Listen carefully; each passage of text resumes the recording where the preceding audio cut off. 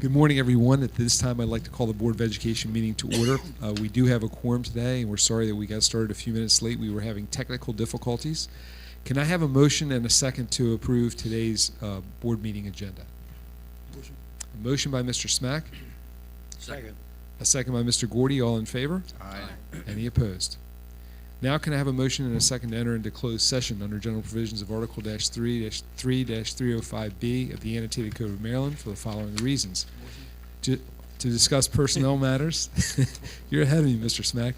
To discuss personnel matters, to discuss matters related to negotiations, to consult with legal counsel, to discuss matters related to school safety. Now I need a motion and a second to enter into closed session. Motion by Mr. Smack and a second by Mr. Gordy. All in favor? Aye. Any opposed? We are now in closed session.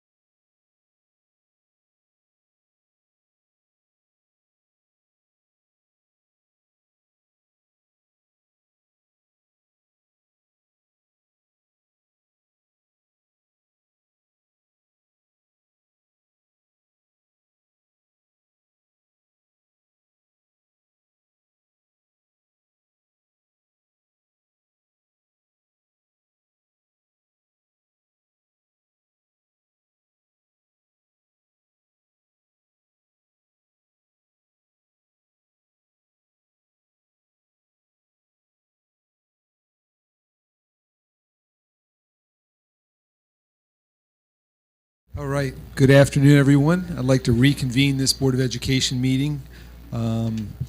Today we had a closed session meeting was held pursuant to general provisions of Article 3-305B of the Annotated Code of Maryland to discuss personnel matters, to consult with legal counsel, and discuss matters related to negotiations, and discuss school safety. Pastor Carol Mills from the Mount Carmel Baptist Church will lead us in the invocation today. Pastor Carol, thank you for being here. Please remain standing for the Pledge of Allegiance. Good afternoon, board members, Dr. Wallace, students, family, and friends. Thanks for the opportunity to come and to open up with invocation. I'm Pastor Carol Mills, pastor of Mount Carmel Baptist Church in Princess Anne, Maryland, and also a graduate of the 1977 class of Pocomoke City High School. Let us pray. Eternal and all-wise and gracious God, from whom all blessings flow, the great architect of the universe, the giver of all good gifts and graces. God, we come just to say thank you. God, from the rising of the sun till the going down of the very same, your name is worthy of the praise.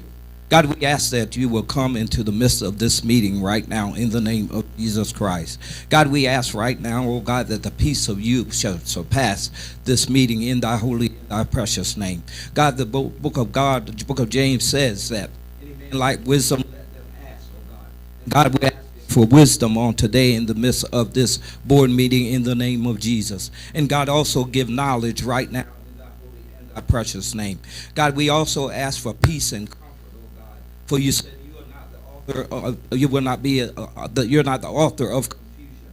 So God, we thank you, God, that no confusion shall reign, oh God, in this place in the name of Jesus. God, that we all can agree and disagree, oh God, with purpose. God, we thank you for every student, family member. We thank for even this board, oh God. And God, we ask that you would touch every staff member, oh God, of this community, oh God, of this educational board in the name of Jesus.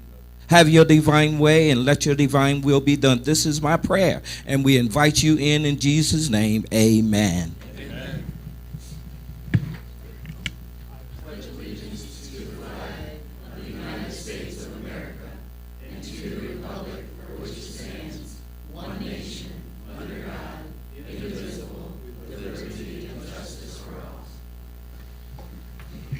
Pastor Mills, thank you so much for being here, and thank you for that wonderful invocation. We do appreciate it. Unfortunately, today, our Every Child's Voice leader, who is going to lead us in the pledge, is not here. She could not be with us today.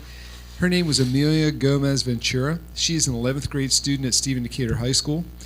Amelia was chosen because she exemplifies the values and respect and responsibility of service and civic engagement in all that she does.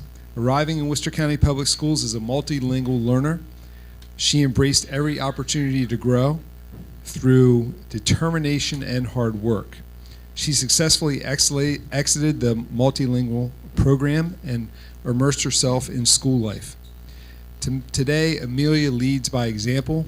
She is a straight-A student, a dedicated member of the Navy National Defense Cadet Corps, a trailblazer in the wrestling mat, and an active participant in Students Against Destructive Decisions. Her commitment and excellence and inclusion make her a powerful role model and a true leader within her community.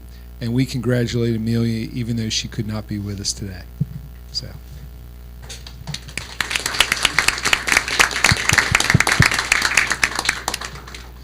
So now it's time for our monthly meeting reports, and I'm going to turn it over to our superintendent, Dr. Wallace.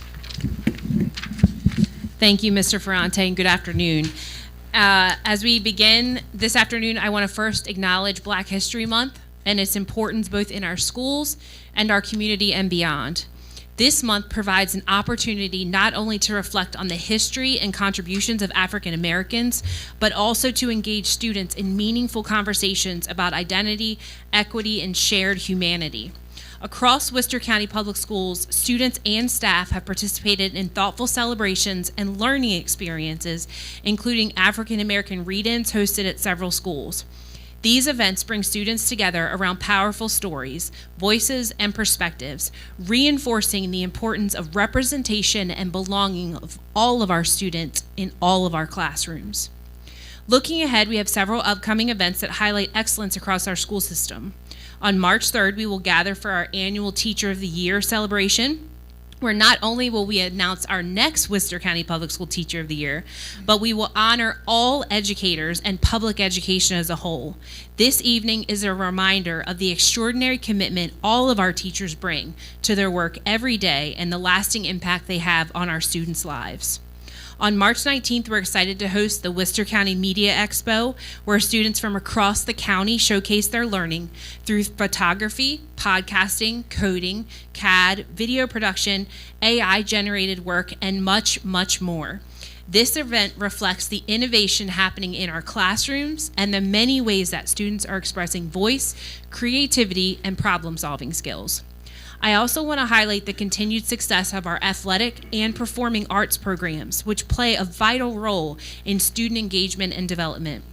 Alongside these opportunities, After School Academy Session 2 is currently underway, providing additional academic support and enrichment that aligns directly with our commitment to knowing every student by name, strength, and need. I want to close by thanking the board for your partnership, for your thoughtful questions, and for your collaboration through the FY27 budget process.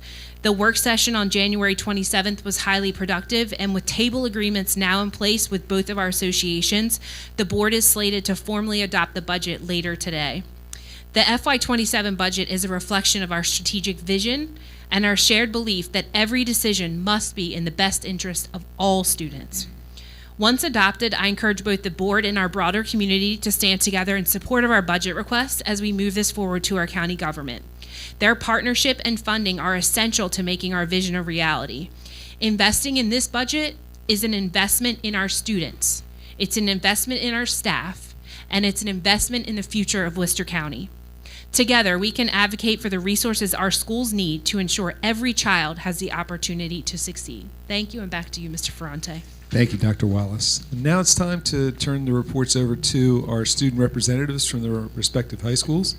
And today we're starting with Kanye Reed from Pocomoke High School. Kanye, you have the floor. Thank you, Mr. Ferrante. Good afternoon. I'm Kanye Reed, Student Board Representative for Pocomoke High School. Here's what's been happening at Pocomoke High School this month. We kicked off February by celebrating Black History Month with student-led morning announcements and daily highlights shared by Miss Monica. We are also looking forward to our annual African American Read-In on February 18th. We celebrated our school counselors and counseling office manager during National School Counseling Week for the support they provide to our students daily. Our seniors are actively working on college applications, scholarships, resumes, and interviews. The counseling office also hosted a Real Talk with PHS alumni, where seniors participated in a panel discussion to gain advice about navigating life after high school. We recently held our final Career Cafe of the year and are preparing for our upcoming Boomerang Career Fair. On February 3rd, our winter blood drive was a success, and we thank everyone who donated. We also partnered with Community Foundation and the Maryland Food Bank to host a weekend food giveaway, serving over 60 families in our cafeteria. Academically, we had a strong finish to our semester 1. A total of 310 students earned honor roll or distinguished honor roll recognition. Congratulations to our theater cast and crew for the performances of Shrek the Musical Jr., which welcomed packed audiences for both student matinees and the evening show. Congratulations to Emily Scorbach, Lamanda Smith, Trayshawn Davis, Heathen Shaw, Anaya Pittman, Jasmine DeShiel, April DeShiel, and Renaya Hunter for being accepted into all short course. Congratulations as well to Aiden Cornwell and Fiona Gu for their acceptance into All Short Band. In athletics, we would wish good luck to our girls 4x800 relay team and Ryland George as they compete at the state level for indoor track. Ryland is also a 2-time Bayside champion for 2 events. Gavin Grace represented our swim team well, placing 4th at Baysides and competing at states. Now the Worcester Technical High School report. February is CTE month, and we celebrate our CTE programs and career and technical student organizations throughout the month. We kicked off February with Skills USA Pep Rally, and the Worcester Technical High School hosted local Skills USA competitions on Saturday the 7th. Regional competitions are this Thursday in Cambridge, South Dorchester. We wish all of our student competitors good luck. All regional winners will advance to the state championship, which will be held at April 17th in Carroll County.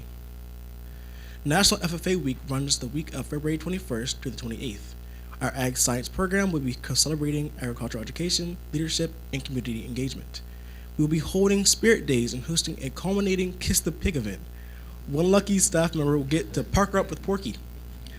Our Ag Science department is also getting ready to extract its first batch of honey. It will be filtered and bottled and sold in the school store under our Worcester Reserve label. Be sure to stop by and check it out. We are excited to announce that 100% of our early childhood students passed their CDA exams, and 100% of our Teaching Academy of Maryland students passed their Power Pro. 92% of our interactive media students passed their IRCS. Congratulations to Alex Sosa and her students, Elena Alvarado, Ryan Nelson, and Lily Philavon, for receiving honorable mention, second and first places, and respectively in the Optimist Club High School Art Show. Our cosmetology students are in the middle of taking their state theory and practical exams. So far, we have 100% pass rate on the theory exams, putting Worcester County at the first place in the state, where pass rate averages 57%. Mark your calendars. It has been over a decade since Worcester Tech unleashed its first ever food and jazz dinner, which is making a comeback on Saturday, March 28th. All proceeds will fund our career and technical student organizations' state competition expenses.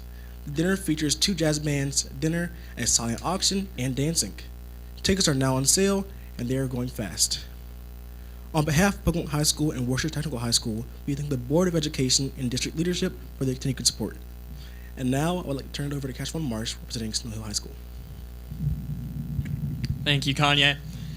As winter settles in and we begin the second semester, Snow Hill High School is filled with renewed energy, focus, and enthusiasm. Even in these colder months, our students and staff continue to shine through their achievements, leadership, and commitment to excellence. The momentum across our school is strong, and our Eagles are entering the second half of the year with purpose and pride. To begin the month, we celebrated our outstanding school counselors whose support, care, and daily guidance play a critical role in student success. Their commitment strengthens our school community, and we are grateful for the meaningful impact they have on all of our students each day. Academically, our students continue to excel. During the second quarter, 64% of students earned honor roll, demonstrating strong dedication and a healthy learning culture throughout the building. Last Tuesday, we hosted dual enrollment information sessions to help students explore opportunities to earn college credit while still in high school. And course scheduling for the 2026 to 2027 school year began last Wednesday and will continue through the month as counselors meet individually with students to support thoughtful academic planning. We are also hosting a scholarship application workday on Wednesday to ensure students have structured time and support to complete their applications. Outreach to our incoming students is underway as well, with 8th grade parent night scheduled for February 24th, followed by 8th grade scheduling at Snow Hill Middle School on February 25th. Meanwhile, our seniors are actively preparing for life after graduation by submitting scholarships, celebrating college acceptances, and meeting with armed service recruiters. Athletics continue to bring excitement to our campus. We are proud to announce the 2025 class of Snow Hill High School Athletic Hall of Fame, Mrs. Purnell, Mrs. Sturgis, and Mr. Palmer. We look forward to honoring them at the Hall of Fame game on Friday and the Hall of Fame banquet on February 28th. Our winter sports teams are performing at outstanding levels. Indoor track competes at the state championship today at the PG Sports Complex, following an outstanding regional performance where Ali Suarez-Apacheche won both the mile and 2-mile events, and Miles Martin captured the regional title in shot put. Our co-ed wrestling team finished third in the region with a 13-5 record, advancing to the 1A regional semifinals. Both our boys and girls basketball teams continue strong play as they head into the final stretch of their regular seasons, and our unified strength and conditioning team represented Snow Hill High School this morning at the state meet at the Worcester County Recreation Center. We are equally proud to share that Session 2 of our after-school academy is off to a strong start, serving 109 students, nearly 30% of our entire school. Students are engaged in athletic skills development, Dungeons and Dragons, social media club, math help, academic support, and a fully enrolled driver's education course funded through the MSDE grant. These enrichment opportunities strengthen academic skills, build confidence, and foster meaningful connections beyond the traditional school day. We are grateful to the staff whose time and passion make this program possible. On behalf of Snow Hill High School, thank you to the Board of Education for your continued support of our students, staff, and programs. We are proud of the great work happening across academics, athletics, and student activities. And as we observe Black History Month, we honor the enduring legacy and contributions of Black Americans that continue to shape and strengthen our school community. Thank you. Now on to Sophia Ferrante with Decatur's report. Thank you, Cash. February may be a shorter month, but the action is running long at Stephen Decatur High School. First, it's Black History Month, and our teachers have embraced the opportunity to incorporate lessons that highlight the significant contributions and lasting impact of African Americans throughout history. Just to name a few, in Kurt Marx's business classes, students are studying John Rogers, the founder, chairman, and co-CEO of the first Black-owned asset management firm in the United States, which happens to manage billions of dollars in assets. Students in Mary Hathaway's AP African American History classes will be visiting the African Art Museum and African History Museum in DC next week. Our Media Center has a powerful book display that highlights the voices, history, and culture of the Black experience.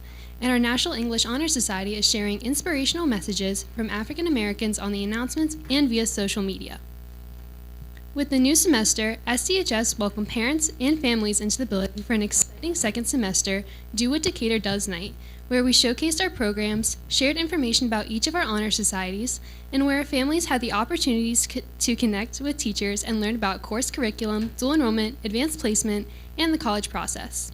It was another exciting night for our Decatur community. February is also about love, and Seahawk Nation is reminding everyone that love makes the world go around. Our after-school academy service learning students are volunteering at Coastal Hospice Thrift Shop, and our Key Club delivered bundles of Valentine's Day cards to nursing homes and senior citizen centers. The Students Against Destructive Decisions held a Warm Wishes Drive supporting the Atlantic Club in West Ocean City, and our Kids Against Animal Abuse and Testing and Leo Clubs were sure to remember our furry friends as members constructed mini animal shelters for the Worcester County Humane Society and Town Cats. Last but not least, Decatur Nation joined together last week and dressed in yellow to support one of our students battling cancer. Elsewhere in the school, members of our Surfrider Club attended the General Assembly in Annapolis to lobby for environmental legislation. Senior Trey Rill proudly represented us as a Worcester page during the first few weeks of the Maryland General Assembly, and school leaders are prepping to help administer the first Maryland Motor Vehicle Administration Learner's Permit examination at our school. On the instructional side of life, SDHS is well underway in the second semester, and judging from the hard work that is taking place in our classrooms, we feel confident that students will do well again on assessments, this time including advanced placement exams. In sports news, there's more to celebrate. First, congratulations to both our women's indoor track team and our women's swim team for capturing Bayside Conference titles. Our men's and women's swim teams were both crowned regional champions this past Saturday. We also had several swimmers place first and second at the Bayside and regional meet, as well as a handful of state qualifiers in both swimming and indoor track. And all of our winter athletes and sports teams are poised for good postseason runs too. In closing, as always, we want to say thank you to our central office leaders and our Board of Education for their continued support, and a special thank you to Superintendent Dr. Annette Wallace for her endless enthusiasm and strong leadership. Have a fabulous remainder of the wonderful month of February, everyone. Now back to you, Mr. Ferrante. Thank you, Sophia. Thank you, Sophia. Thank you, Cash, and thank you, Kanye. Never a lack of achievements and activities going on at the schools, and we certainly appreciate you taking your time to bring those to us. So thank you. And now, moving on, I'd like to turn it over to Mr. Tolbert for the Blueprint Report. Yeah, thank you, Mr. Ferrante. I just have a couple things today on the Blueprint. First, Worcester County Public Schools is currently participating in an AIB Initiative statewide survey designed to measure progress in the Blueprint. This is known as a Round 1 NORC survey and is being completed by pillar leads across the district. A second survey, Round 2, will follow at a later date and will include more detailed questions based on the responses collected in Round 1. Next, Worcester County Public Schools recently received the draft report from the expert review team for Snow Hill Middle School. The expert review team visited the school on December 2nd and 3rd, 2025, and their report highlights several components of the school's math program observed during the visit. Our team has reviewed the draft report, and we will continue to work with the ERT and the IB to finalize the report. Once finalized, these reports will be posted publicly on the AIB website. Finally, the AIB has communicated that the next formal submission required of all LEAs, an update to each district's Blueprint implementation plan, will be due in the spring of 2027. That's the Blueprints updates for this month, Mr. Ferrante. Board have any questions for Mr. Tolbert regarding that report? Okay, thank you, Mr. Tolbert, for the update. Appreciate that. Mr. Record, I'm going to turn it over to you for the safety report. Thank you, Mr. Ferrante. This month, there are several information items in the safety updates that are available to the board. The first is that the Worcester County Public Schools Safety Committee met this past week and was able to learn and ask questions from the ARC Systems Company team that helps install many of the current and also laid out some of possible available school safety products to the Safety Committee. The Worcester County Emergency Management Local Shelter Plan was updated with various agencies within the county to ensure the clear roles and responsibilities. And as the board knows, Worcester County Public Schools is vital to that local shelter plan. And it was mentioned in that meeting that we are also very fortunate to not have to use that in a very long time, so we're going to keep our fingers crossed. Lastly, the Worcester County Public Schools team participated in the Maryland Center for School Safety Cyber Incident Response Tabletop Exercise.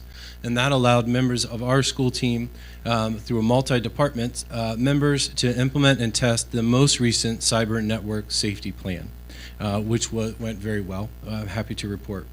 And lastly, I would like to echo the many school social media posts from this weekend and from Friday this weekend and today, acknowledging School Resource Deputy School Resource Officer Appreciation Day. The Worcester County Sheriff's Office and the school division are a very important role in our safety measures, and we appreciate all of our SRDs within our schools. This concludes the safety report. Back to you, Mr. Ferrante. Thank you, Dr. Record. Anyone have any questions for Dr. Record concerning that report? Okay, moving forward, we now have time for audience recognition, and I'm proud to recognize people in the audience that are with us today. Do we have anyone here from the Worcester County Teachers Association? Good afternoon, Beth. Thank you for being here. How about the Worcester County Educational Support Professionals? Ivory Smith, thank you. Thanks for being with us today. Retired school personnel. I missed you, Helen. I'm glad you stood up. I didn't see you. Worcester County bus contractors. Any bus contractors with us today? Okay. Representatives from various schools, SIACs, PTAs. Anyone? Thank all of you for being with us today. It's now time it is Career and Technical Education Month, so we are going to come down. We have some resolutions and proclamations to bring, and we'll be right back with you.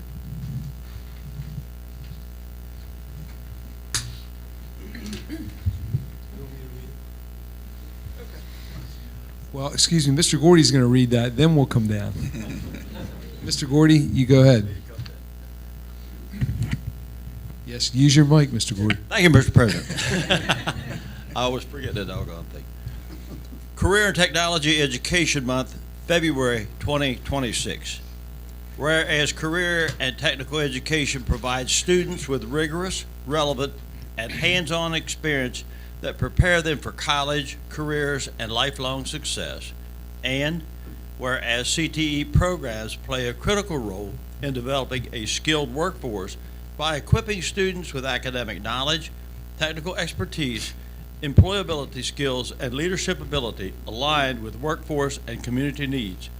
And whereas career and technology student organizations enhance CTE instruction by offering students opportunities for leadership development, community service, and real-world application of technical skills.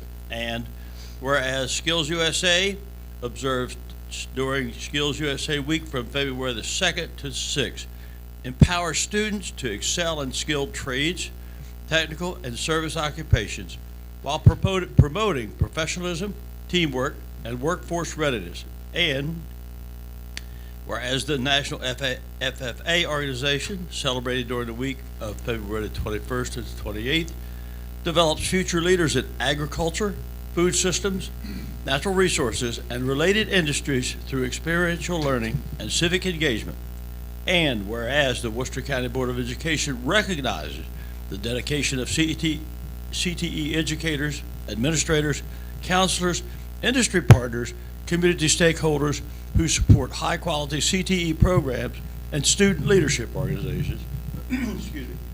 Now therefore be it proclaimed that the Worcester County Board of Education hereby declares the month of February as Career and Technical Education Month and recognizes Skills USA Week and FFA Week as times to celebrate the achievements of CTE students and the value in career and technical education. Be it further proclaimed that the Worcester County Board of Education encourages students, staff, families, and community members to participate in activities and events that promote awareness of CTE pathways and the important role they play in preparing students for successful futures. Adopted this 17th day of 2026 by the Worcester County Board of Education and signed by the Board President, Mr. Ferrante, and our Superintendent, Dr. Wallace. Yes, Mr. Bevilacqua. Mr. Bevilacqua, before I ask you to come up, could you grab the mic and introduce who you brought with you today, please? We have one of our well-respected officers from FFA, Jack Bradley, here. We have a state officer from Skills USA here in Sydney Wade. We all know the talented Rick Stevens, who's been our CTSO skills advisor for 40 plus years, and our extraordinary bookkeeper, Crystal Bunting, who helped all of our students get the total participation plan so every student is a Skills USA member.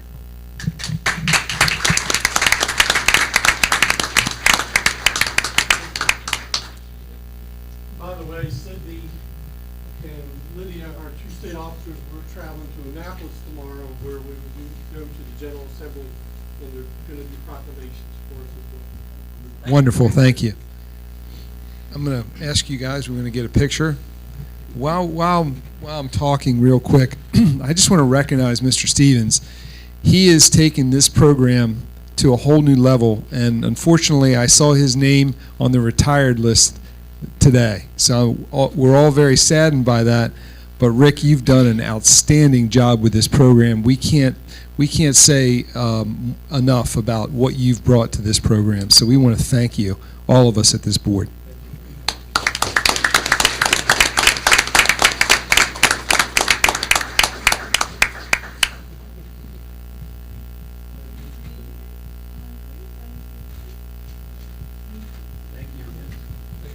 Thank you, Rick. Thank everybody, and thanks for the service. Thank you. Congratulations. Nice to meet you.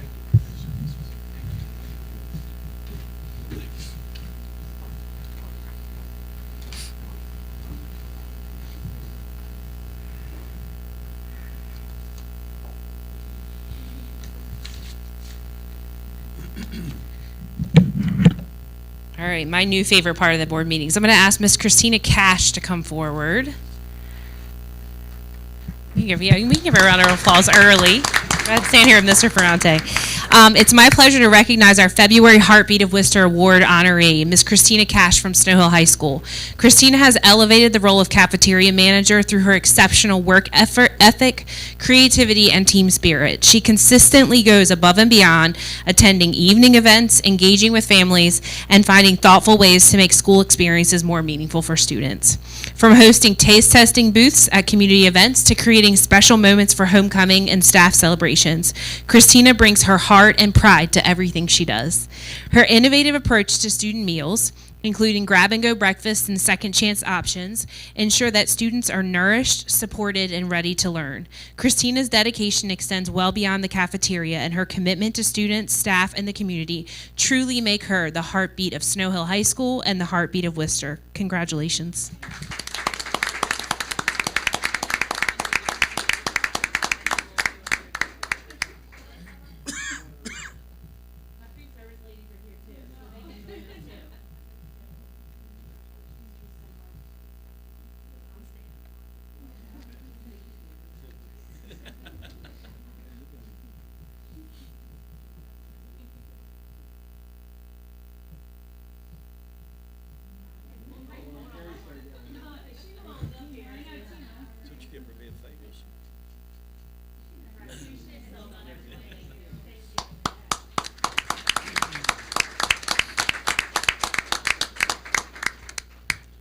All right, it's my pleasure to recognize our February Surge Award recipients.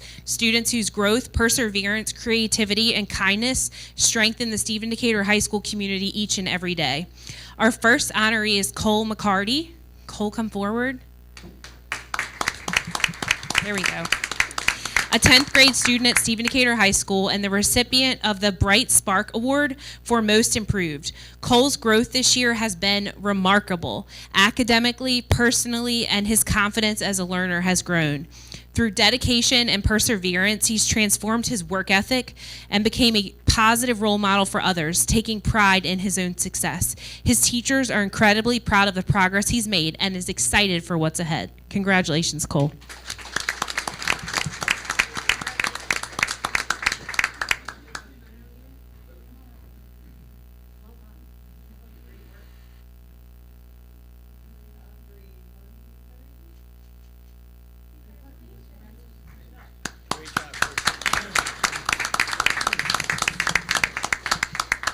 Next, we're going to recognize Adelaide Dawkins. Come on up. Congratulations. A 12th grade student at Stephen Decatur High School. She is the recipient of the Resilient Voltage Award for Perseverance. Despite facing significant challenges, Adelaide remains determined, engaged, and deeply committed to her learning and her school community. And I recognize her from many performance events because she certainly sticks out. And I believe swimming, because I think I went to a swim meet. You're a swimmer as well? Yes. So I recognize her from all sorts of fields, which I think Ms. Mills is going to talk about a little bit later today. It blends perfectly into our presentations.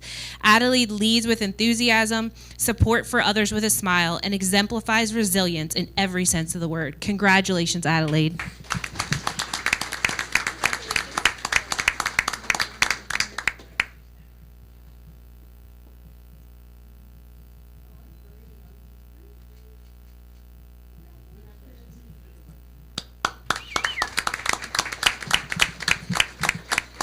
Our third honoree is Shelby Hall. Shelby, there we go. An 11th grade student at Stephen Decatur High School. She's also receiving the Bright Spark Award for Most Improved. Shelby's academic turnaround reflects her renewed sense of purpose, responsibility, and motivation. Her dedication to her future in healthcare, along with her growth in confidence and community involvement, makes her a powerful example of what hard work and perseverance can achieve. Congratulations.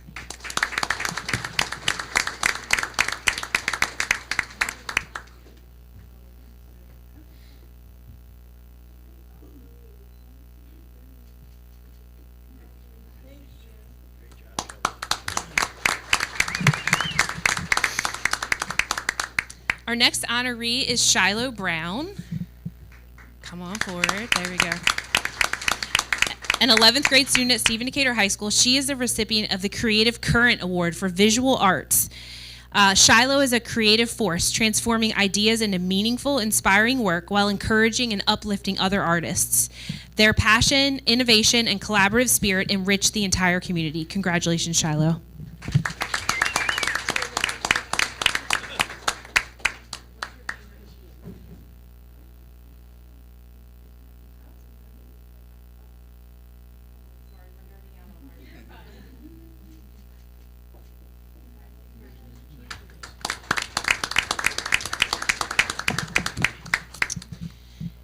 And then our final February honoree is Danielle Winden.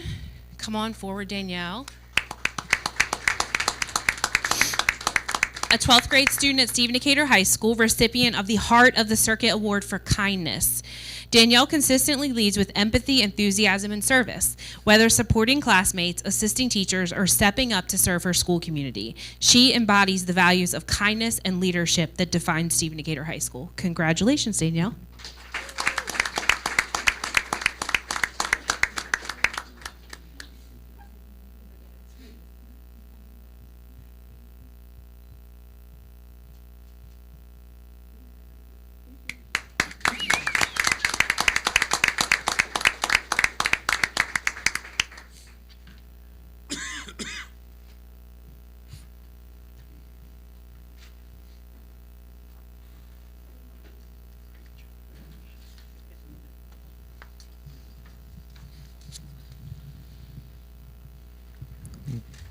Congratulations to all of our award winners today. So well deserved.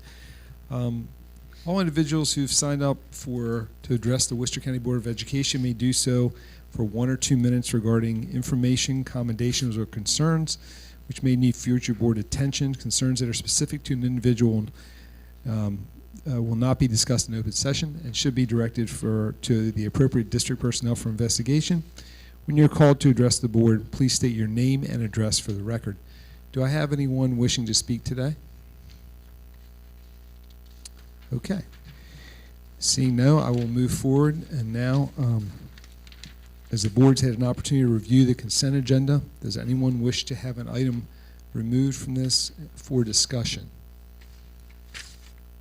Okay. Can I have a motion and a second to approve today's consent agenda as presented? So moved. Motion by Dr. Andes. Second. Second by Mr. Buchanan. All in favor? Aye.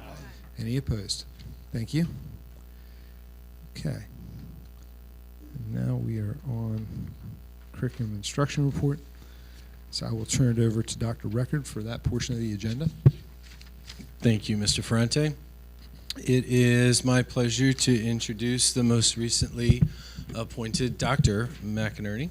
And she will present the use and implementation of the financial literacy standards across all of our schools, as well as how they positively impact students as they grow and contribute to become the next members of our society and communities.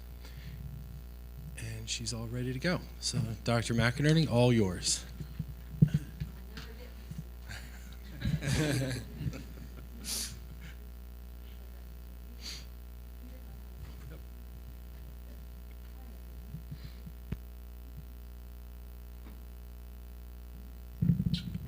Thank you, Dawn. Good morning, everyone. Good morning, board. Actually, good afternoon, right? Good afternoon. My name is Jess McInerney. I will never get used to being calling Dr. McInerney, definitely not the medical kind. But it's wonderful to see all of you. I oversee social studies, ROTC, service learning, and financial literacy. So I'll be talking to you a little bit about financial literacy in Worcester County.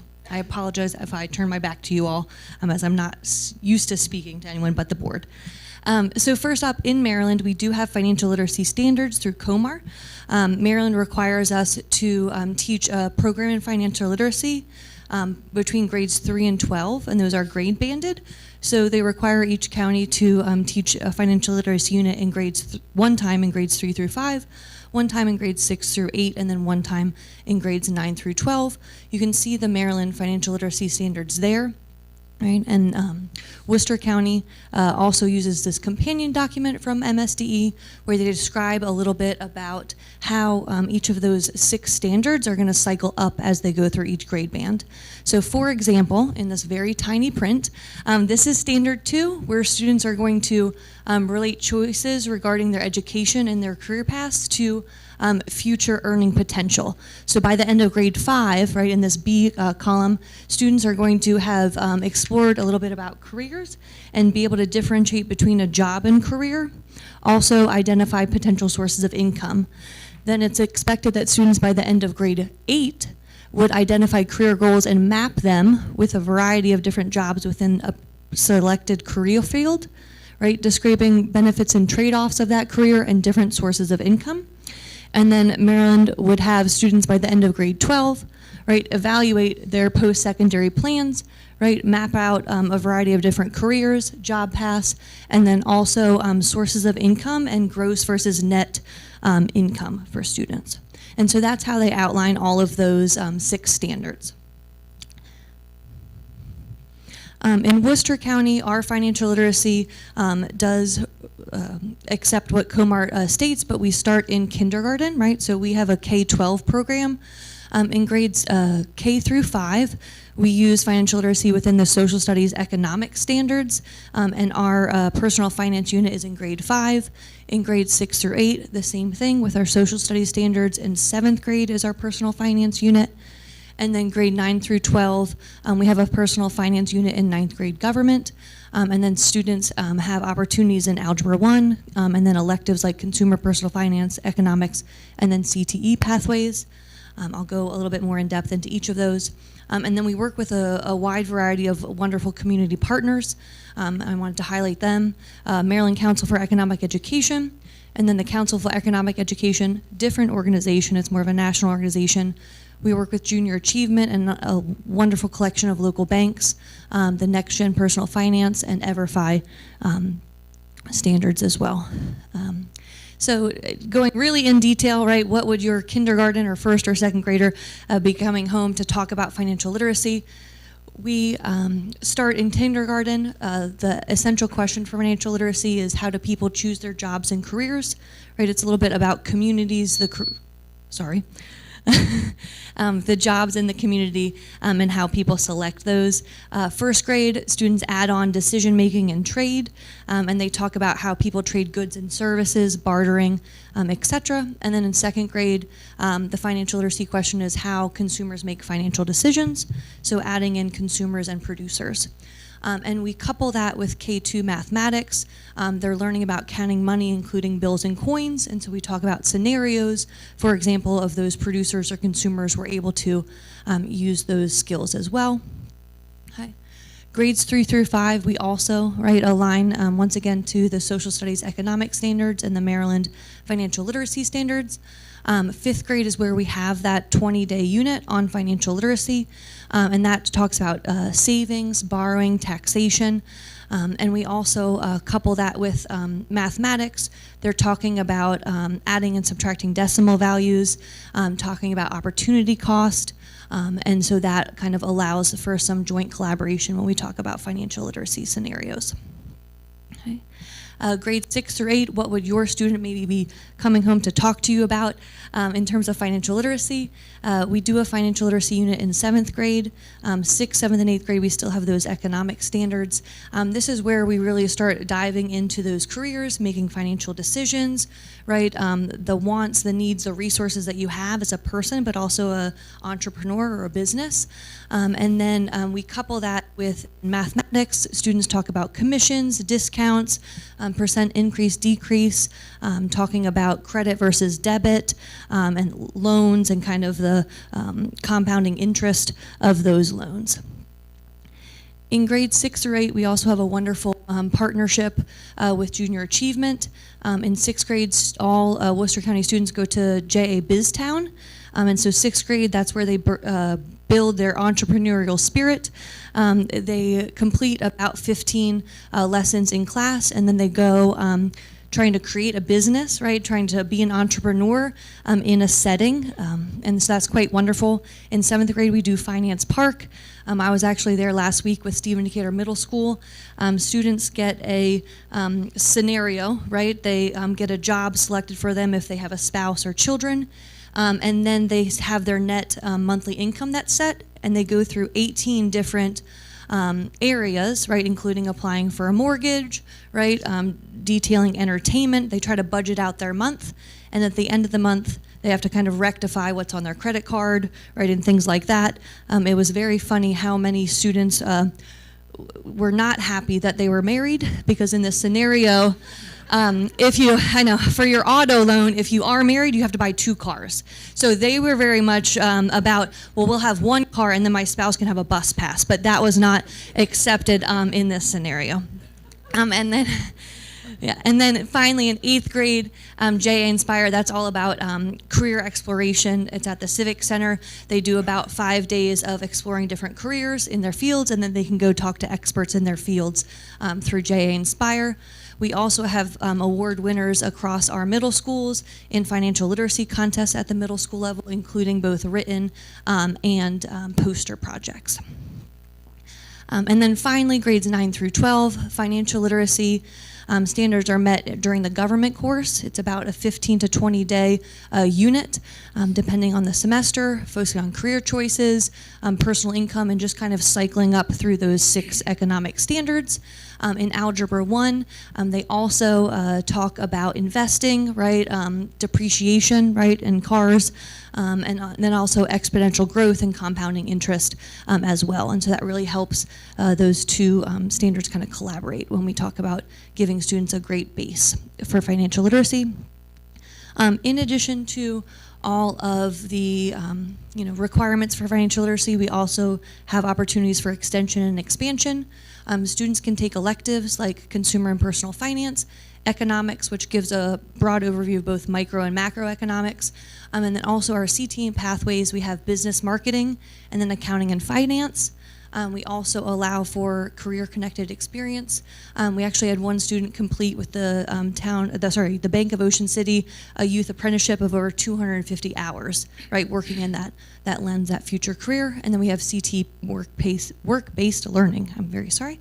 And then we also have programs right outside of the school day, right? But FBLA, Future Business Leaders of America, they are very active in all of our high schools. For example, Pocomoke High School has a Warrior Central. They're just starting it off, but they're trying to make a business model and a business plan. Right now they're surveying students to see what students might be interested in purchasing, and then we going through that kind of entrepreneurial spirit during FBLA. And then we all participate in various stock market challenges. I joked with the business teachers, they each enjoy a different stock market challenge because they've all won one, right? So some people like Junior Achievement, some people like Maryland Council for Economic Education. But the stock market challenge, really going through a 90-day simulation of the stock market as a team and individually, is very powerful. And so here's some examples of our winners of various challenges. We also had an Invest Right, a few different winners, but I didn't want to suck up to the Ferrantes by including their picture. Good job, Sophia. Yeah. And overall, right, financial literacy in Maryland is COMAR, grades 3 through 12, focusing on one time in each grade band. In Worcester County, we do this throughout K-12. We're very appreciative of our community partners, right? They share a commitment to student financial literacy. And then also, right, in addition to that graduation standards, we also have extension opportunities through CT pathways, electives, and then also programs and clubs. Does anyone from the board have any questions? Board members, any questions? Mr. Buchanan. Yeah. Yes, sir. Just thank you for the presentation. It was really good and informative. Thank you. The thing I really like about it is that, we're dealing with the literacy that we all face on a day-to-day basis, and the fact that it goes from elementary, middle, and high school, so that it's kind of pounded into their heads as they're going through their academic, program, that there's something as day-to-day living, which is very, very important. And it benefits across the board all students, not just grade-wise or school-wise, but the ones that are going to go to college. They need to have this information. If you're going to go into a technical field, you need to have this information and be able to make the correct decisions for yourself. Or if you're going to be a business owner, and not to be least on it, say you're not going to be a business owner, but you're going to work for someone who owns the business. So all of these things are very, very important for the education, and I commend you on this program. Thank you, sir. I appreciate it. Dr. Andes. Dr. McInerney, thank you very much for this excellent presentation. And Dr. Wallace, thank you for facilitating and having it happen. I think this presentation came about from my request to review whether or not we should add a course in financial literacy as a graduation requirement. Right now, as I understand it, and please correct me if I'm wrong, there are 9 school systems out of 24 who require either half credit or whole credit for financial literacy as a high school graduation requirement. Obviously, we have a very extensive program all the way from kindergarten through 12th grade, and I wish I would have gone to school here. They didn't have kindergarten where I went to school, so I'm still a grade short. So my question, and I'd just like us to ponder this question, not answer it today, is whether or not we believe that we should require a high school graduation requirement, either half credit or whole credit, for students graduating from Worcester County Public Schools. Under state Code of Maryland Regulations, that's what COMAR stands for incidentally, Code of Maryland Regulations, we can add additional graduation requirements as a Board of Education.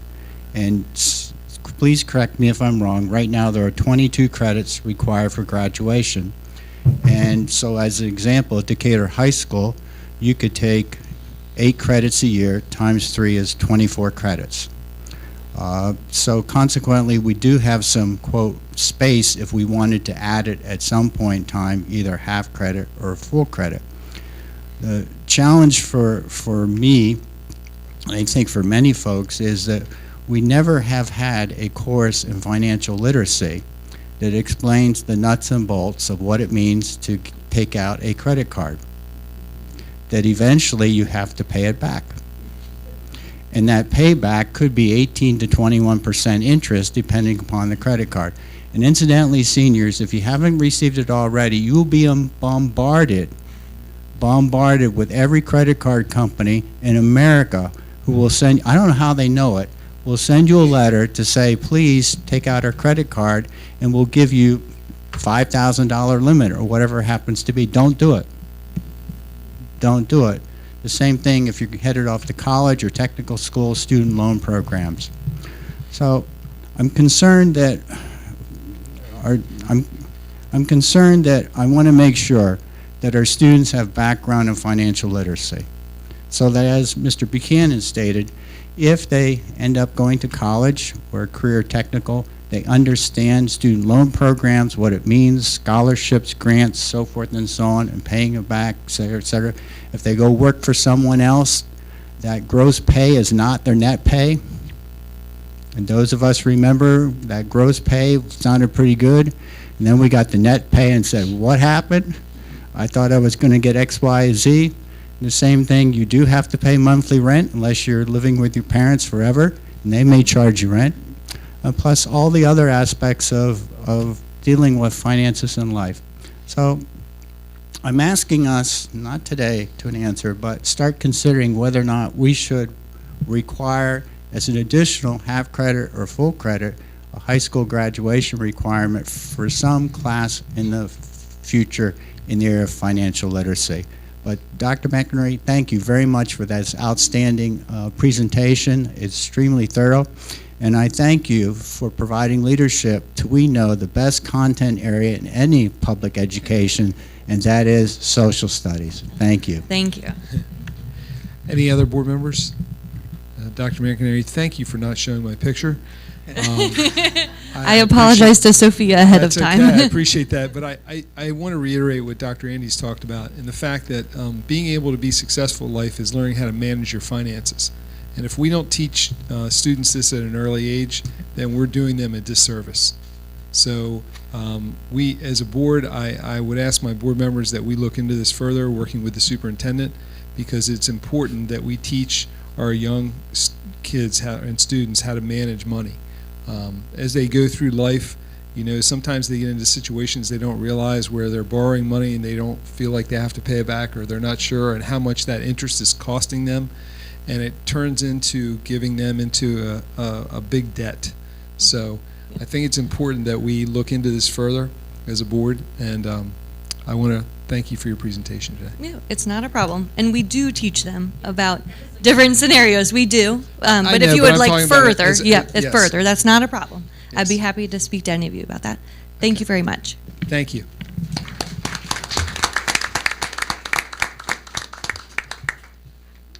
Okay, and Tamara Mills is with us today, and she has a presentation for You Can Do Both initiative, the importance of arts and athletics.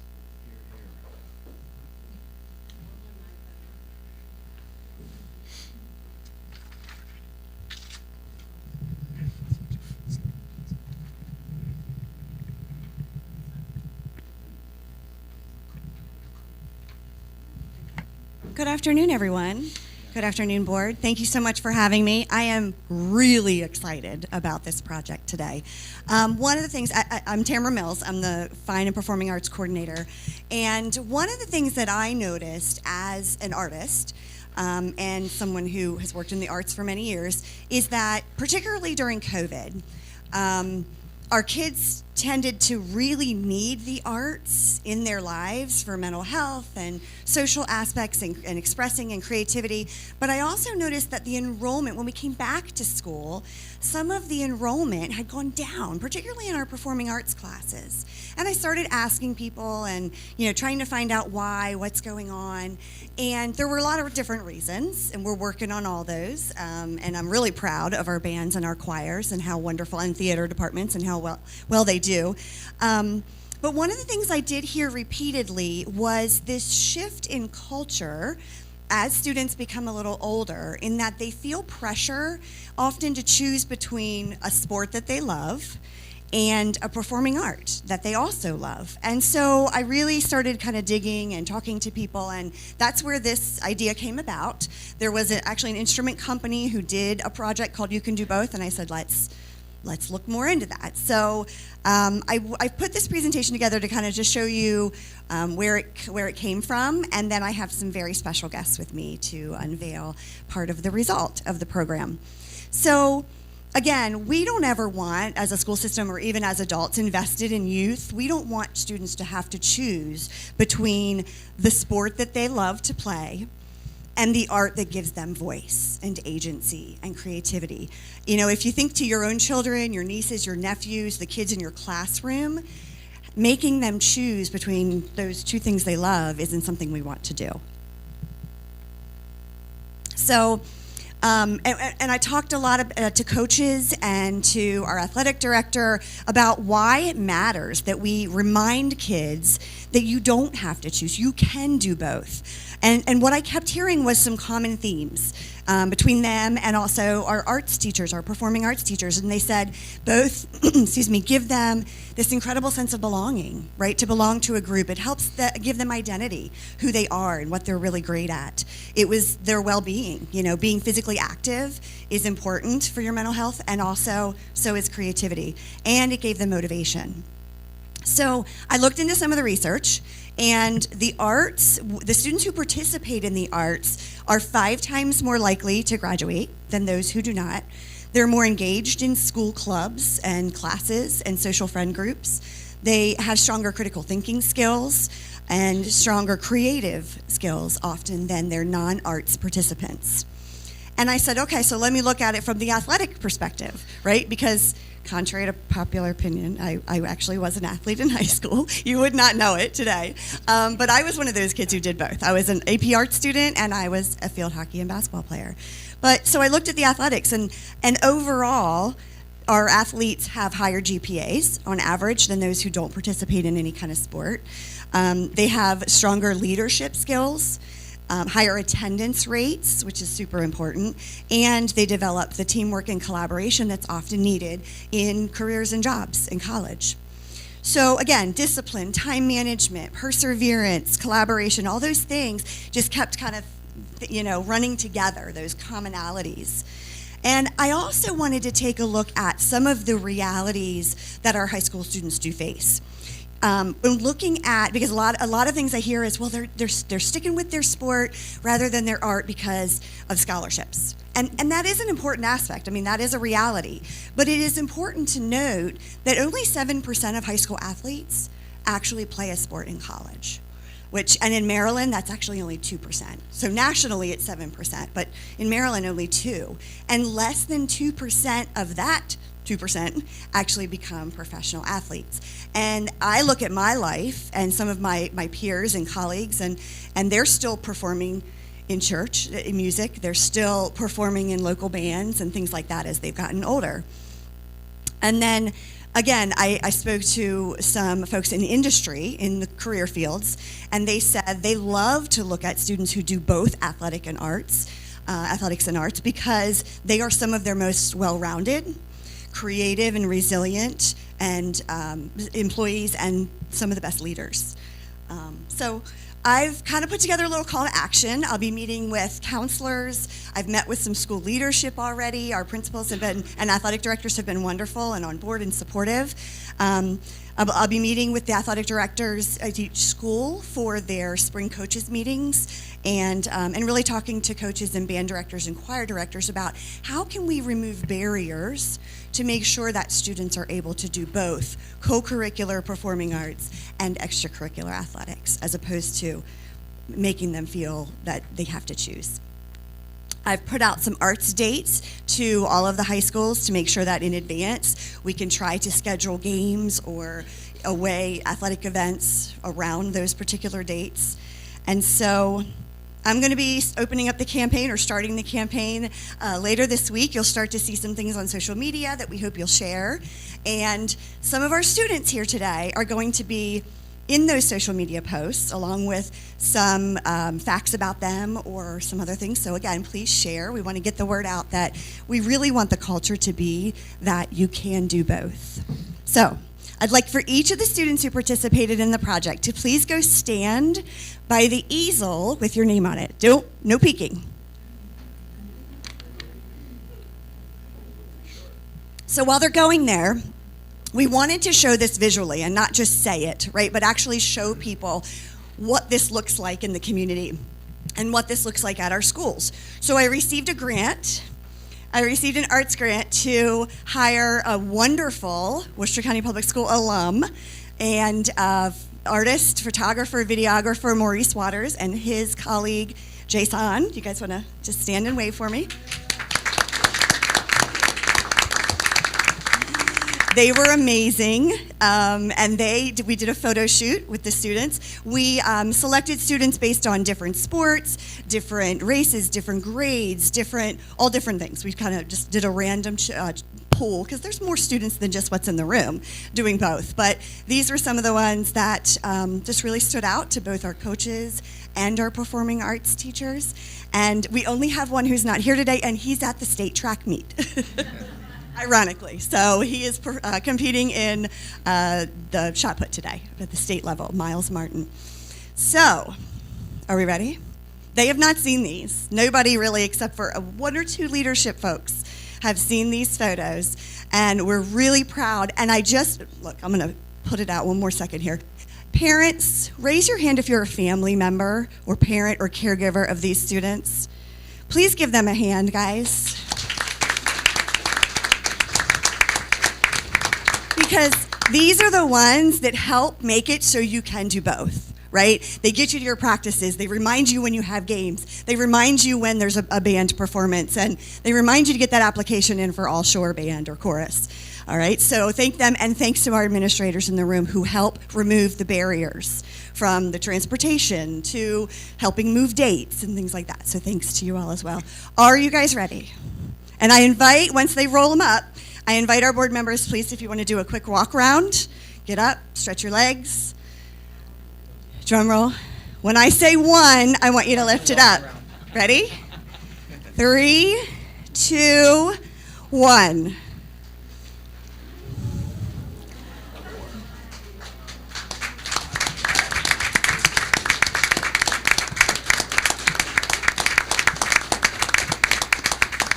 You all look, thank you, Ms. Steers. You all look amazing, first of all, but we love the fact that Mr. Waters has showcased both your athletic uniform, you in your athletic uniform, you with either your instrument, your sheet music.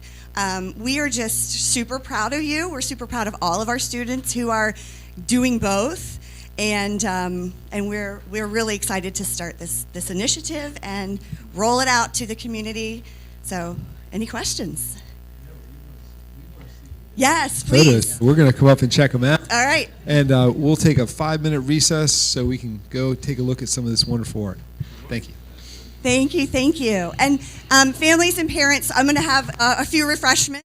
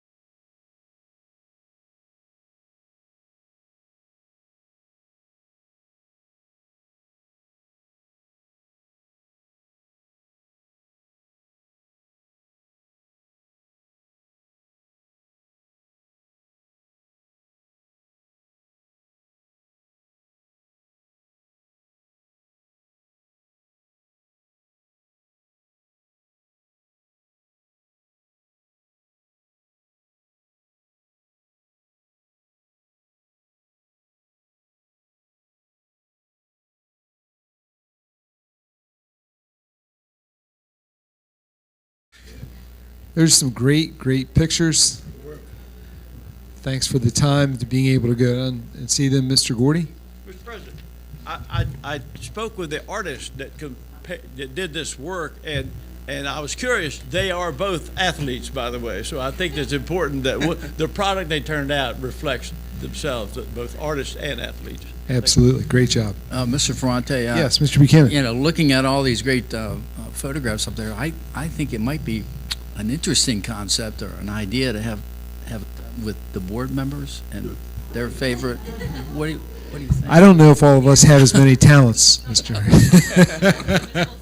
I got talent. I'm just kidding. Now, I just want to point out, I second Mr. Buchanan's recommendation. So I think that's a terrific recommendation. That will require further discussion. Oh, okay. Yeah, that's right. But my question, and I hope that each of the students receives a copy of their poster. Yes, they will. They are? So each student, athlete, they're going to get a copy. That's already on their Instagram. They already posted it before they left. You're right. They look fabulous. Okay, so getting back to our meeting, right now I need the Stephen Decatur High School Spanish field trip. We have presenters, Senora Benvenida, Senora Sawyer, and Mr. Seitz.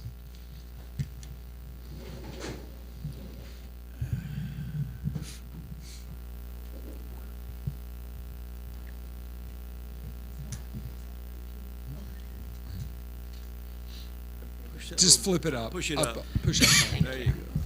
Hello, I'm Belinda Sawyer from Stephen Decatur High School, and I'm planning a trip to Costa Rica for January 2027 for students who've completed at least 3 levels of Spanish.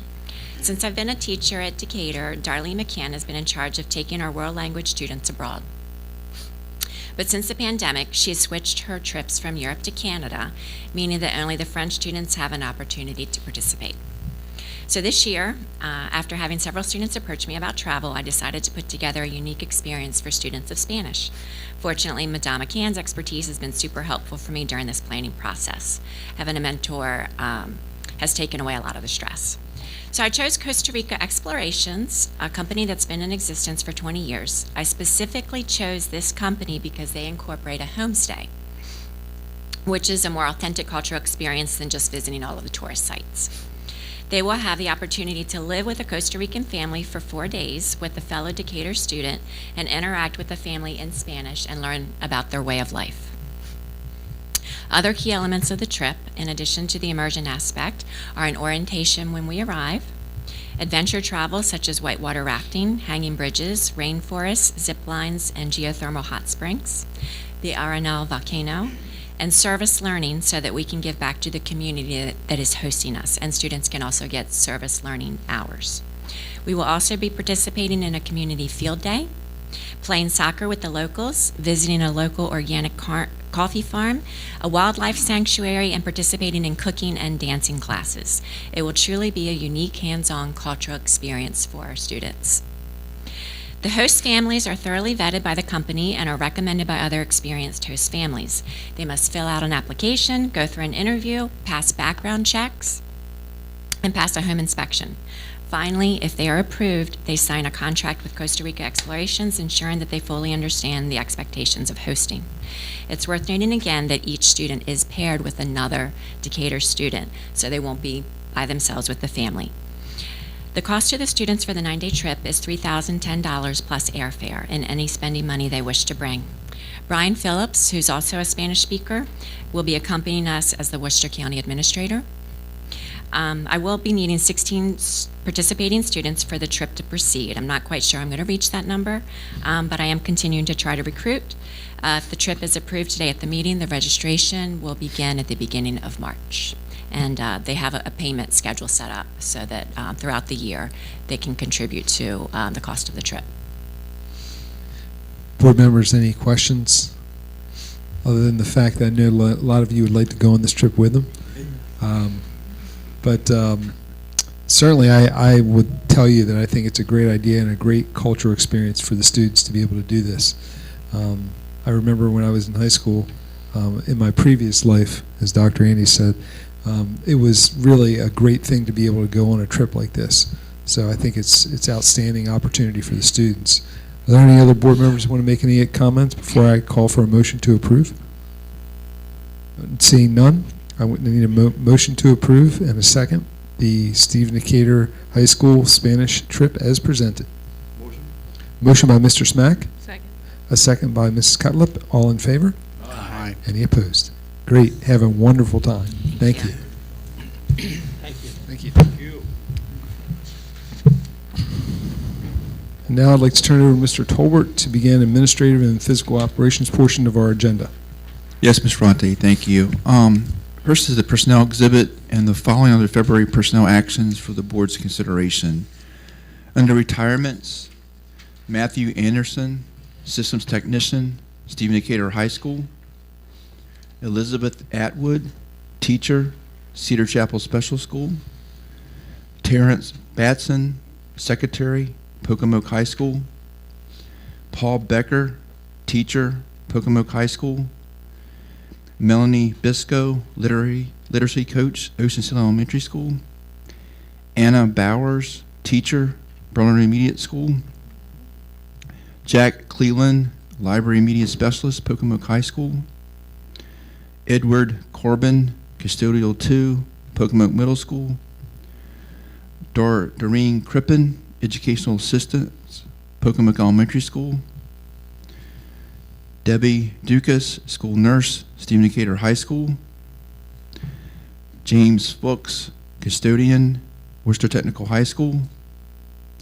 Monica Forrester, teacher, Snell High School. Maria Hall, secretary, Pocomoke Elementary School. Robert Land, teacher, Worcester Technical High School. Stella Malone, teacher, Stephen Decatur High School.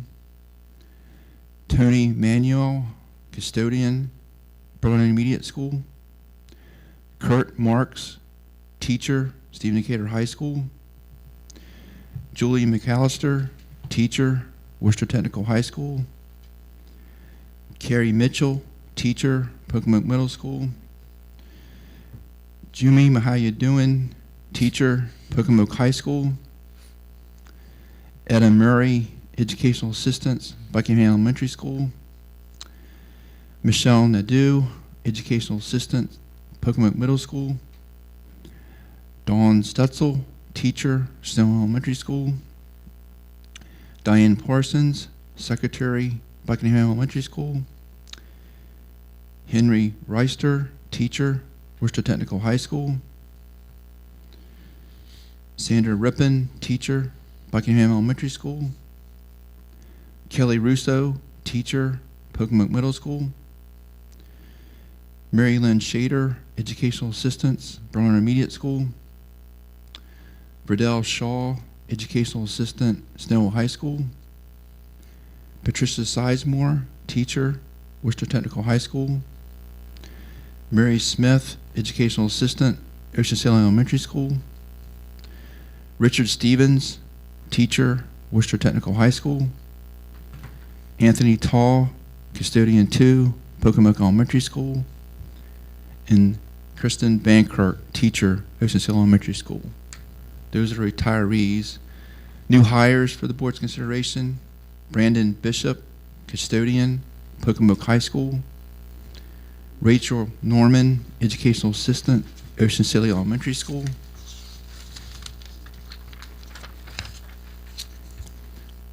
Under separations, Lily Baker, teacher, Snow Middle School. Christina Merritt, teacher, Snow High School. Elianfer Otaso Paez, educational assistant, Cedar Chapel Special School. Leaves of absence, Judah Madlock, educational assistant, Worcester Technical High School. And under promotions, Nasa Brown, teacher, Pocomoke Middle School. And Afu Mensa, teacher, Cedar Chapel Special School. Those are the personnel actions for the board's consideration today. The superintendent recommends approval as submitted. Thank you, Mr. Tolbert. Do want to say to the audience and to our live stream as well, This is normal for this type of year for our retirements, and there's quite a few retirements on there, but this is normal because we have early retirement. And with that, I'll ask for a motion to approve the exhibit and a second. So moved. Motion by Dr. Andes.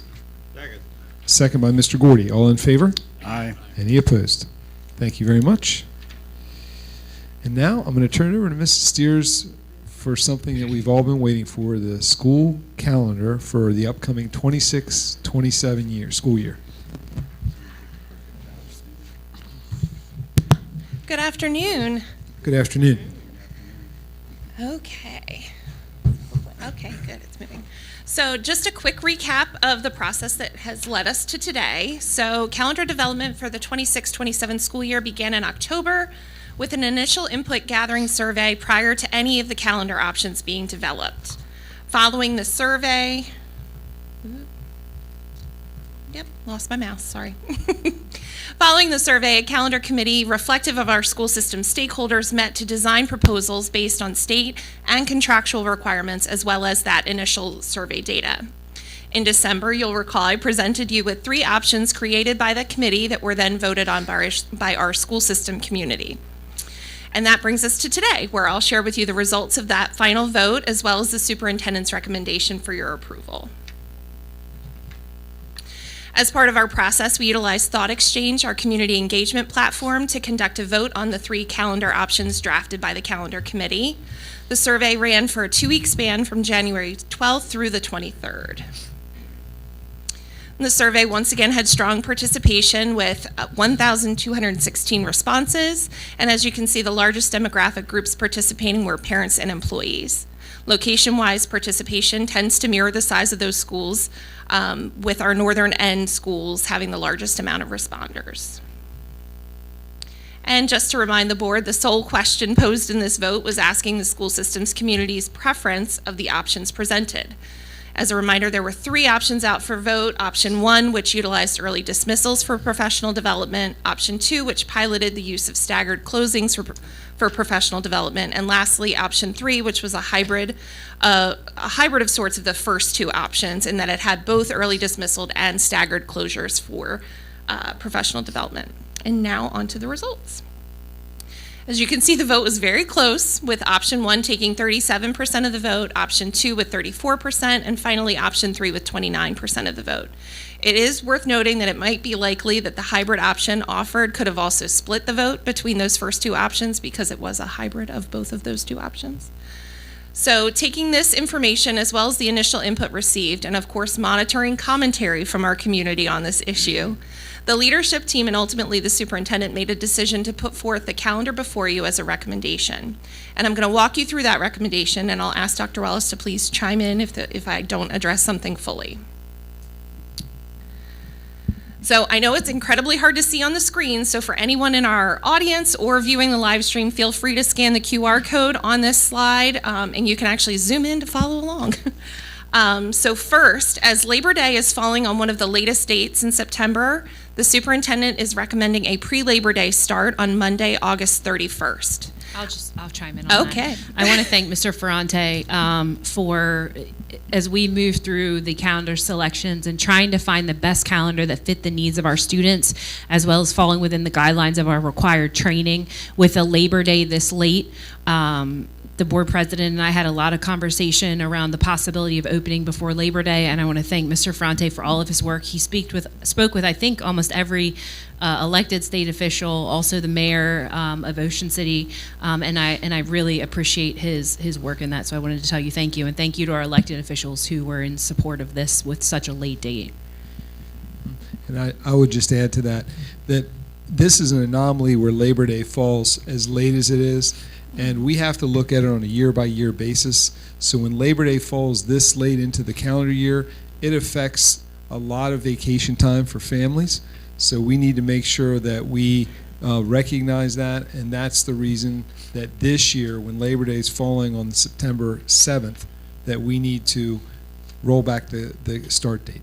Okay? Well, I'm going to skip my next paragraph. So the first week of school begins on Monday, August 31st. The school system will then be closed Friday, August 4th, and Monday, August 7th for the Labor Day weekend. Nope, that's September. Apologies, not August. Friday, September 4th, and Monday, September 7th for the Labor Day weekend. By making this change, the winter break was able to be expanded to the full 2 weeks, which was something the school system community was very vocal about. And additionally, this allows the school system to tentatively end the year on June 11th, provided no inclement weather days are utilized.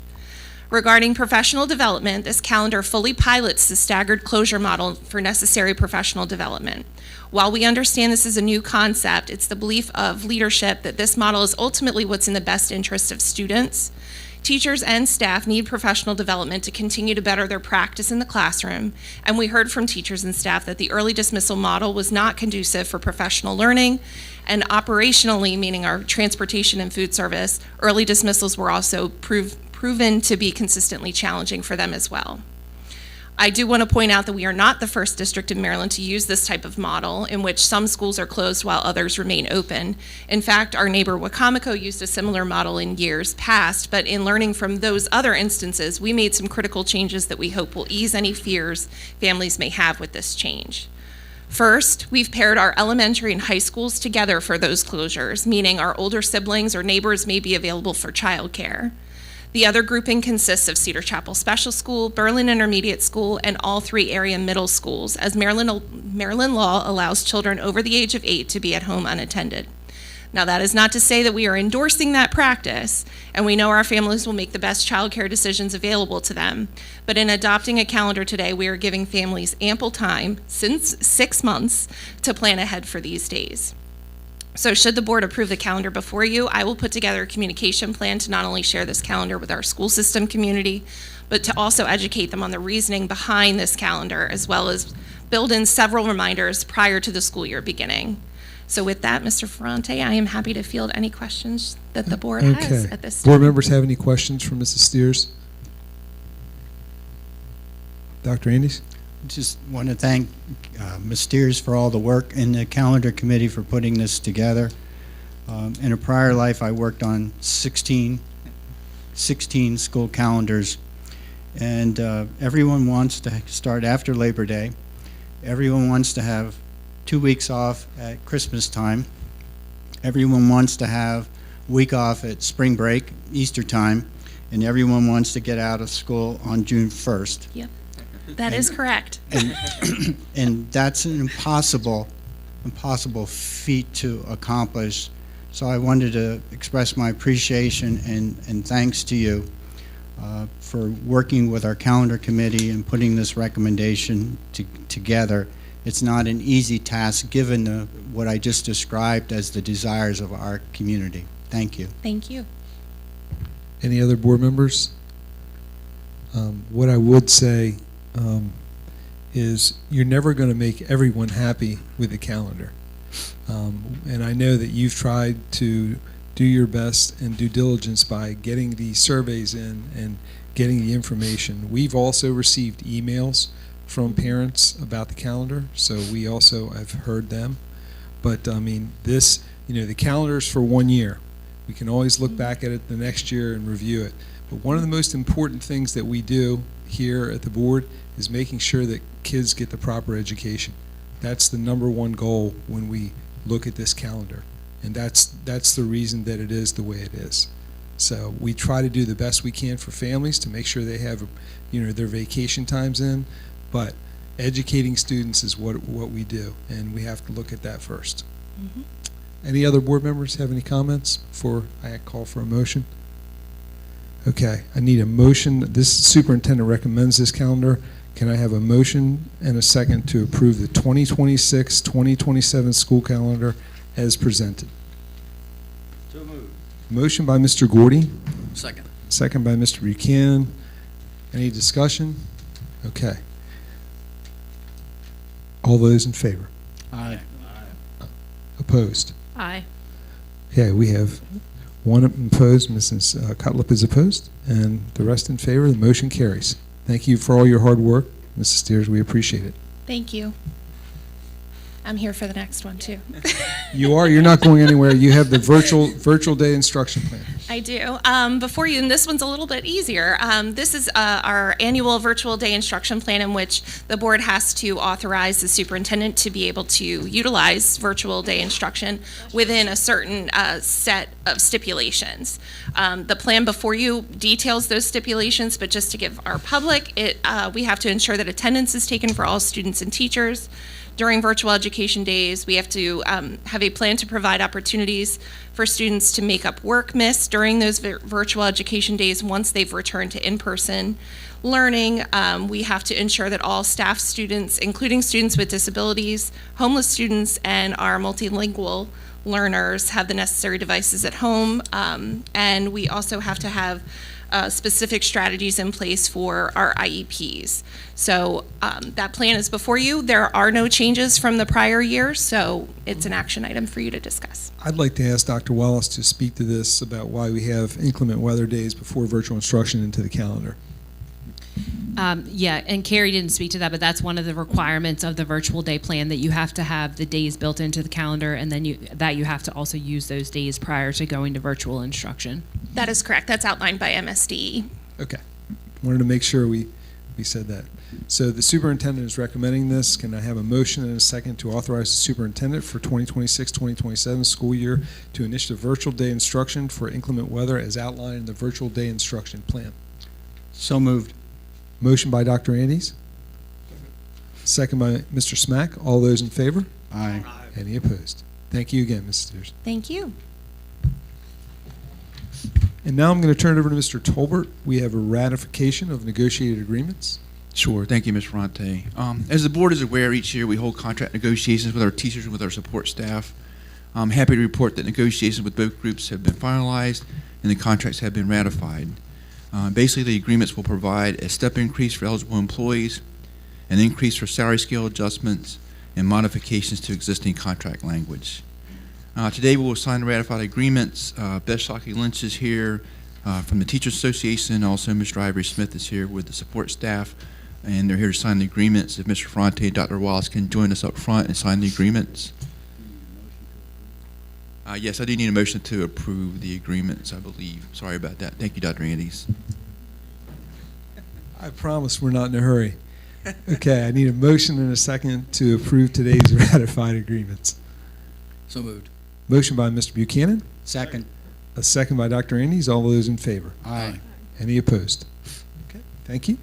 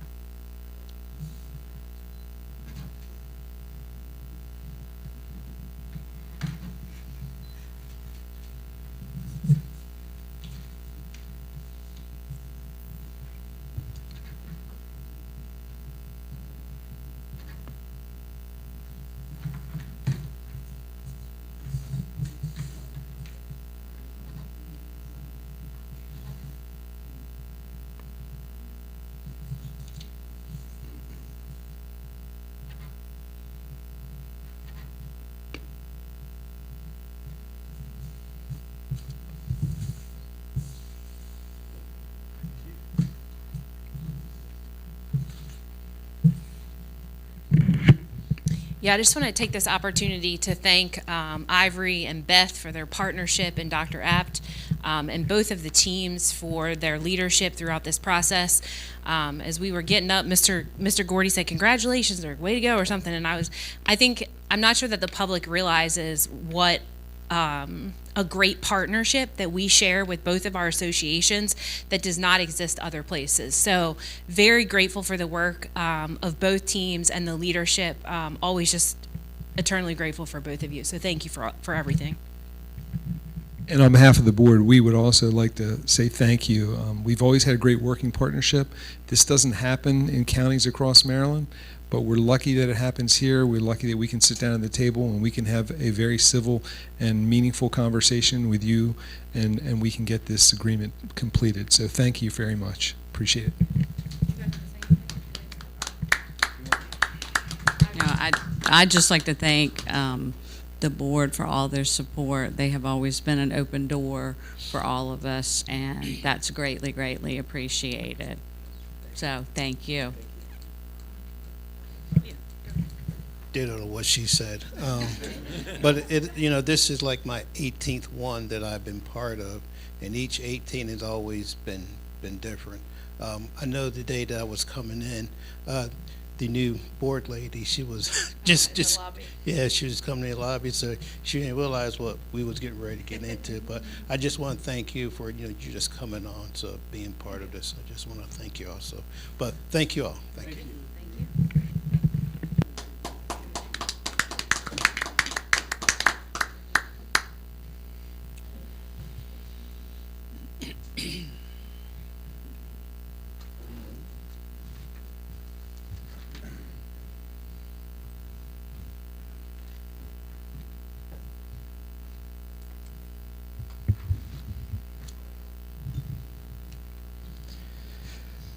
Okay, and I'm going to stick with you, Mr. Tolbert, because we have the very important operating budget. Yes, we do. I'm going to ask Kate Hume, our budget manager, to join me at the table and we'll walk the board through the budget. Welcome, Kate. Have you been getting any sleep?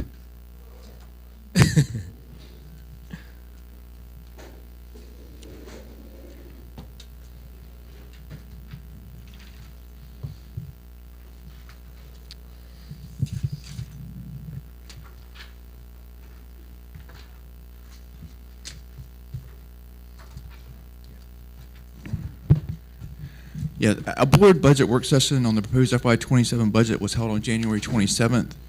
The proposed budget has been updated since then to reflect the negotiated employee salary increases, with related fixed charges, bus contractor increases, a request for replacement IMAX, an increase for OPEB expense, and an increase for employee retirement expense. The proposed budget totals $157,061,424. I have a short presentation that outlines the requested increases, and then we can take any questions that the board may have.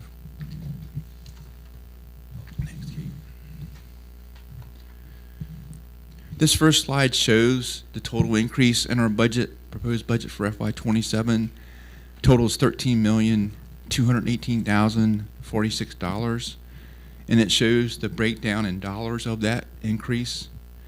Employee and bus contractor increases are $7,011,535. That's the largest share, as you can see in the pie chart. Health insurance, OPEB, and retirement is $3,093,496 of the proposed increase. Student programs and services total $1,715,671. Operating budget realignments and inflationary adjustments total $1,177,344, and school construction is $220,000 of that increase.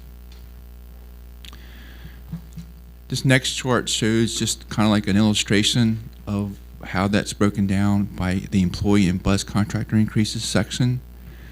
If you look at this, the largest part is salary increases for our teachers, our certificated staff, followed by our support staff increases, the increase in substitute pay, and then at the top, the rate increase for our bus contractors. The next slide shows in dollars what each one of those areas is costing next year. The increase in salaries for certificated staff is $4,389,811. That includes the fixed charges on that salary package. Salary increases for support staff totals $2,178,724.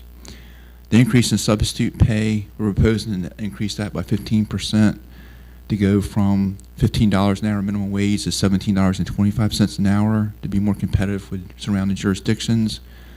That's $175,000. And a rate increase for our bus contractors are $268,000 for a total of $7,011,535. And overall, our budget increase next year is 9.19%. So of that 9.19% increase, this chart shows that 4.87% of that increase is related to employee and bus contractor increases. The next slide shows the health insurance and retirement breakdown. You can see the largest part of that section is our health insurance. Right now, we're estimating an increase in health insurance of 16.8%. That is subject to change. Those rates won't be finalized until March. But right now, based on what we're hearing from the Health Benefits Committee and from our county, the SSU 16.8% is an increase at this point in time. Other post-employment benefits are follow that with almost $300,000 in an employee retirement expense. And that's going to show on the next slide too, the breakdown. At the health insurance at 16.8%, that's total is $2,735,318. Other post-employment benefits are $298,133, and employee retirement expense are increasing $60,045 for a total increase in that area of $3,093,496. That represents 2.15% of that 9.19% increase overall in our budget. Student programs and services. We're asking for pre-kindergarten program, 2 teachers and 2 EAs down at Pocomoke Elementary School. We discussed this during our budget work session. That grant that was covering those positions down in Pocomoke is going away, and we're asking to keep those positions down in Pocomoke. It's sorely needed down there, and we don't want that school to lose those pre-K positions. Dual enrollment is we're asking for additional funds. That cost continues to go up. That's mandated by the blueprint. It's an unfunded mandate that we have to meet. The Elementary RISE program, we talked about that during the budget work session. That's 1 teacher, 1 social worker, and 3 educational assistants. We've had a RISE program for our middle and high schools for a number of years. It's been very successful. It helps students that have behavioral issues. We're seeing that increase in the elementary school levels, and we're hoping to add in this elementary school program for those students that are really going to help those kids be successful. Mr. Tolbert. Yes. I don't mean to interrupt you, but No. you know, if we don't do that program here, would you explain what happens and how it would increase cost to the school system if we have to? Sure. Right. If for some reason we're unable to meet the needs of our students with existing staff and resources here at the school system, then those kids may have to be placed in out-of-county placement. There are not any areas on this side of the bridge for that services. It usually means they're going to Baltimore, across the bay, and that can be anywhere between $200,000 and $300,000 per student for a year. So we just had a couple of those students placed in those out-of-county services. It'd be more than what we have to pay for this RISE program. Thank you. You're very welcome. Bus aids on all elementary school buses. Dr. Wallace met with our bus contractors representatives a few weeks ago. And during that meeting, one of the things they expressed they would like to see for school safety, for bus safety, is to have an EA on all elementary school buses. So we're including a request for that. And also for our summer academy programs. Last year, we included $200,000 for the after-school summer school program. We were able to get the Donnie Williams grant in '26, so we were able to reduce that request by $200,000. This year, we're applying for that grant again, but we won't know if we get that grant until later on in the spring. So right now, we're including $200,000 for that in the FY27 proposed budget. And this is a breakdown of those items by dollars. You can see the pre-K program with 2 teachers and 2 EAs is $322,950. Dual enrollment increase we're asking for is $305,538. The Elementary RISE program is $602,239. The aids on all elementary school buses is $284,944. And the Summer Academy program is $200,000. or $1,715,671 total in those areas, or 1.19% of the 9.19% increase overall in our budget. The last area, next to last area is operational budget realignment and adjustments. We just went through our budget and looked at our line items, looked at 3-year trends. Things continue to go up for inflation. We looked at supplies, materials, contractual services, especially like in areas of maintenance and operation of plant and other areas. Those costs continue to rise, and we need to do budget adjustments in those areas. And technology area is the new lease on the MacBooks. For a couple years, we were able to cover that through a grant, and then last year we had the buyback of the old MacBooks. We used to offset that lease cost. So this year we got to pick up that lease cost in our operating budget, and also the iMacs that we have for our labs and some of our offices can no longer be updated, and they're really moving slow, and we have to update those iMacs, and that's a little over $200,000 to upgrade those iMacs next year. Yes. Can you, I know you just shared and explained that previously we had used grants, but can you just go back and give a little bit of history on the small amount that we historically have invested in technology? And I believe we have one more thing that eventually we'll have to put in our budget, which is our flat panels, and then we should be where we need to be. I think it was something like $100,000, probably. Well, for years we had $200,000 that was allocated annually for technology costs, and that was really used mostly for software, ongoing software costs. And we had not had a huge influx for technology upgrades in years. When I first started here, in the first few years, there was as much as $1 million that was given annually by our county commissioners to do infrastructure upgrades and those types of things for technology. But for probably 10 years plus, it was $200,000 every year is what we got.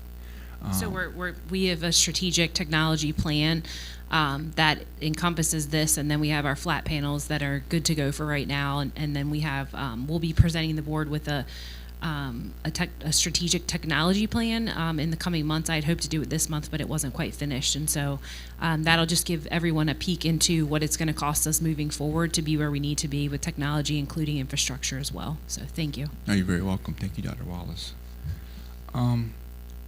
So this is a breakdown dollar-wise of those increases. The realignment and adjustments for expenditures, looking at the increase in cost, is $922,454. In technology, the MacBook and the iMac refresh is $254,890, for a total of $1,177,344, or 0.82% of the overall 9.19% of our budget increase. The last item is our capital request. We're asking for $400,000 for Berlin Intermediate School. As you know, we're getting ready to start and break ground on Buckingham Elementary School, hopefully in the spring of 2027. And right on the heels of that is the Berlin Intermediate School project. If you remember, we signed an MOU with the county commissioners, with us, and with IAC, that we were going to do those two schools one after the other, and then make sure we keep Berlin Intermediate School on track. We're asking for some local funds to keep that project moving forward in 27. Yes, it's yeah. They know it's coming. Yeah, we have to include it. Yes, you're exactly right. So, are there any questions on what's included in the budget? Board members, questions for Mr. Tolbert regarding the FY27 budget? Or from Ms. Hume? Dr. Andes? I don't have any questions, but I just want to summarize, I think, what's in our budget request. First of all, to adhere to the blueprint, we're providing a $4,000 increase to every employee in Worcester County Public Schools. That includes support staff, and that includes our certified staff, because we're required to get to the 60,000. That's correct. And as a note, starting in the 2021 school year, we had a plan. We had a plan because we needed to get the $60,000, and in 2021, which would have been, I think, FY22, instead of providing sufficient funding, we receive a maintenance of effort budget. And so consequently, we had to use what I call one-time COVID funds to provide some kind of support for our employees.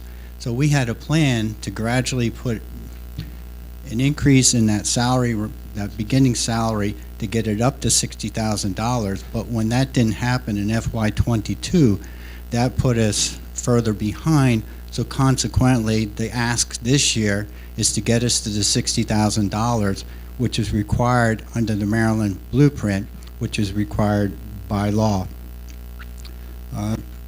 So that pay increase is there. It's required by law. We have to do it in the blueprint, so it has to happen.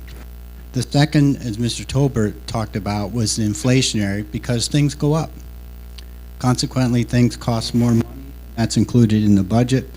The third area that Mr. Tolbert talked about is health insurance. And as Mr. Tolbert shared, we have a placeholder, but we won't know the final increase in health insurance until sometime in March, when we get the final number, and that number hopefully will be adjusted down. I'm hoping it will be adjusted down at some point in time. As Mr. Tolbert talked about, the other area in the budget is the Pocomoke Elementary School pre-K, because the grant has expired, and I concur with our superintendent that we need that support in Pocomoke schools, so that continues the existing program. It's not a new program. It simply continues the existing program. Our bus contractors came to our superintendent, he listened, and they said we need some help on elementary school buses. And they're requesting additional bus aids so that every elementary school run has a bus aid, and I concur with that. I think it's an excellent idea. And the other reality is at some point in time in the future, we're going to have seatbelts on school buses. And we will need people on those school buses to help those elementary age, pre-K elementary kids put the seatbelts on, and to keep those seatbelts on so they don't become a weapon smacking each other as they ride down the road. It's going to happen at some point in time in the future as a safety issue. Dual enrollment costs keep going up, and as we know, the area of dual enrollment, we encourage our students to take dual enrollment classes because it helps our parents. The more college credits they can receive, the less cost it is for those parents, and many of our students are entering college with one semester full of credits. So consequently, they can move ahead, and it saves them and our parents in tuition costs. But those costs continue to go up, and it's one of those unfunded mandates. And then the after-school programs have been highly successful in what we do. I hope we get the Donnie Williams grant. I very much appreciate that foundation and everything they do, and I applaud and echo Donnie Williams and what he has done for our community. And then finally, I heard the RISE program in elementary education. That's critically needed because we have some students who need those supports. When I worked in Harford County Public Schools, we were fortunate that we had Shepherd Pratt and Kennedy Krieger. So if we had students who had extra needs, we would transport those students from Bel Air into Towson, or Bel Air as an example, down into Kennedy Krieger to provide the necessary supports that those students need. So consequently, as a summary, those are the areas that seem to be included in our operating budget. And it echoes what our parents said at the December budget input session. If we recall our December budget input session, this is what I heard. I heard our parents say, one, we want to continue to have small class sizes because we want to make sure our kiddos have the necessary attention that they need to be successful. Two, we want to be able to hire and recruit and retain the very best people we possibly can. So that's the area of compensation. And three is the area of materials of instruction and technology.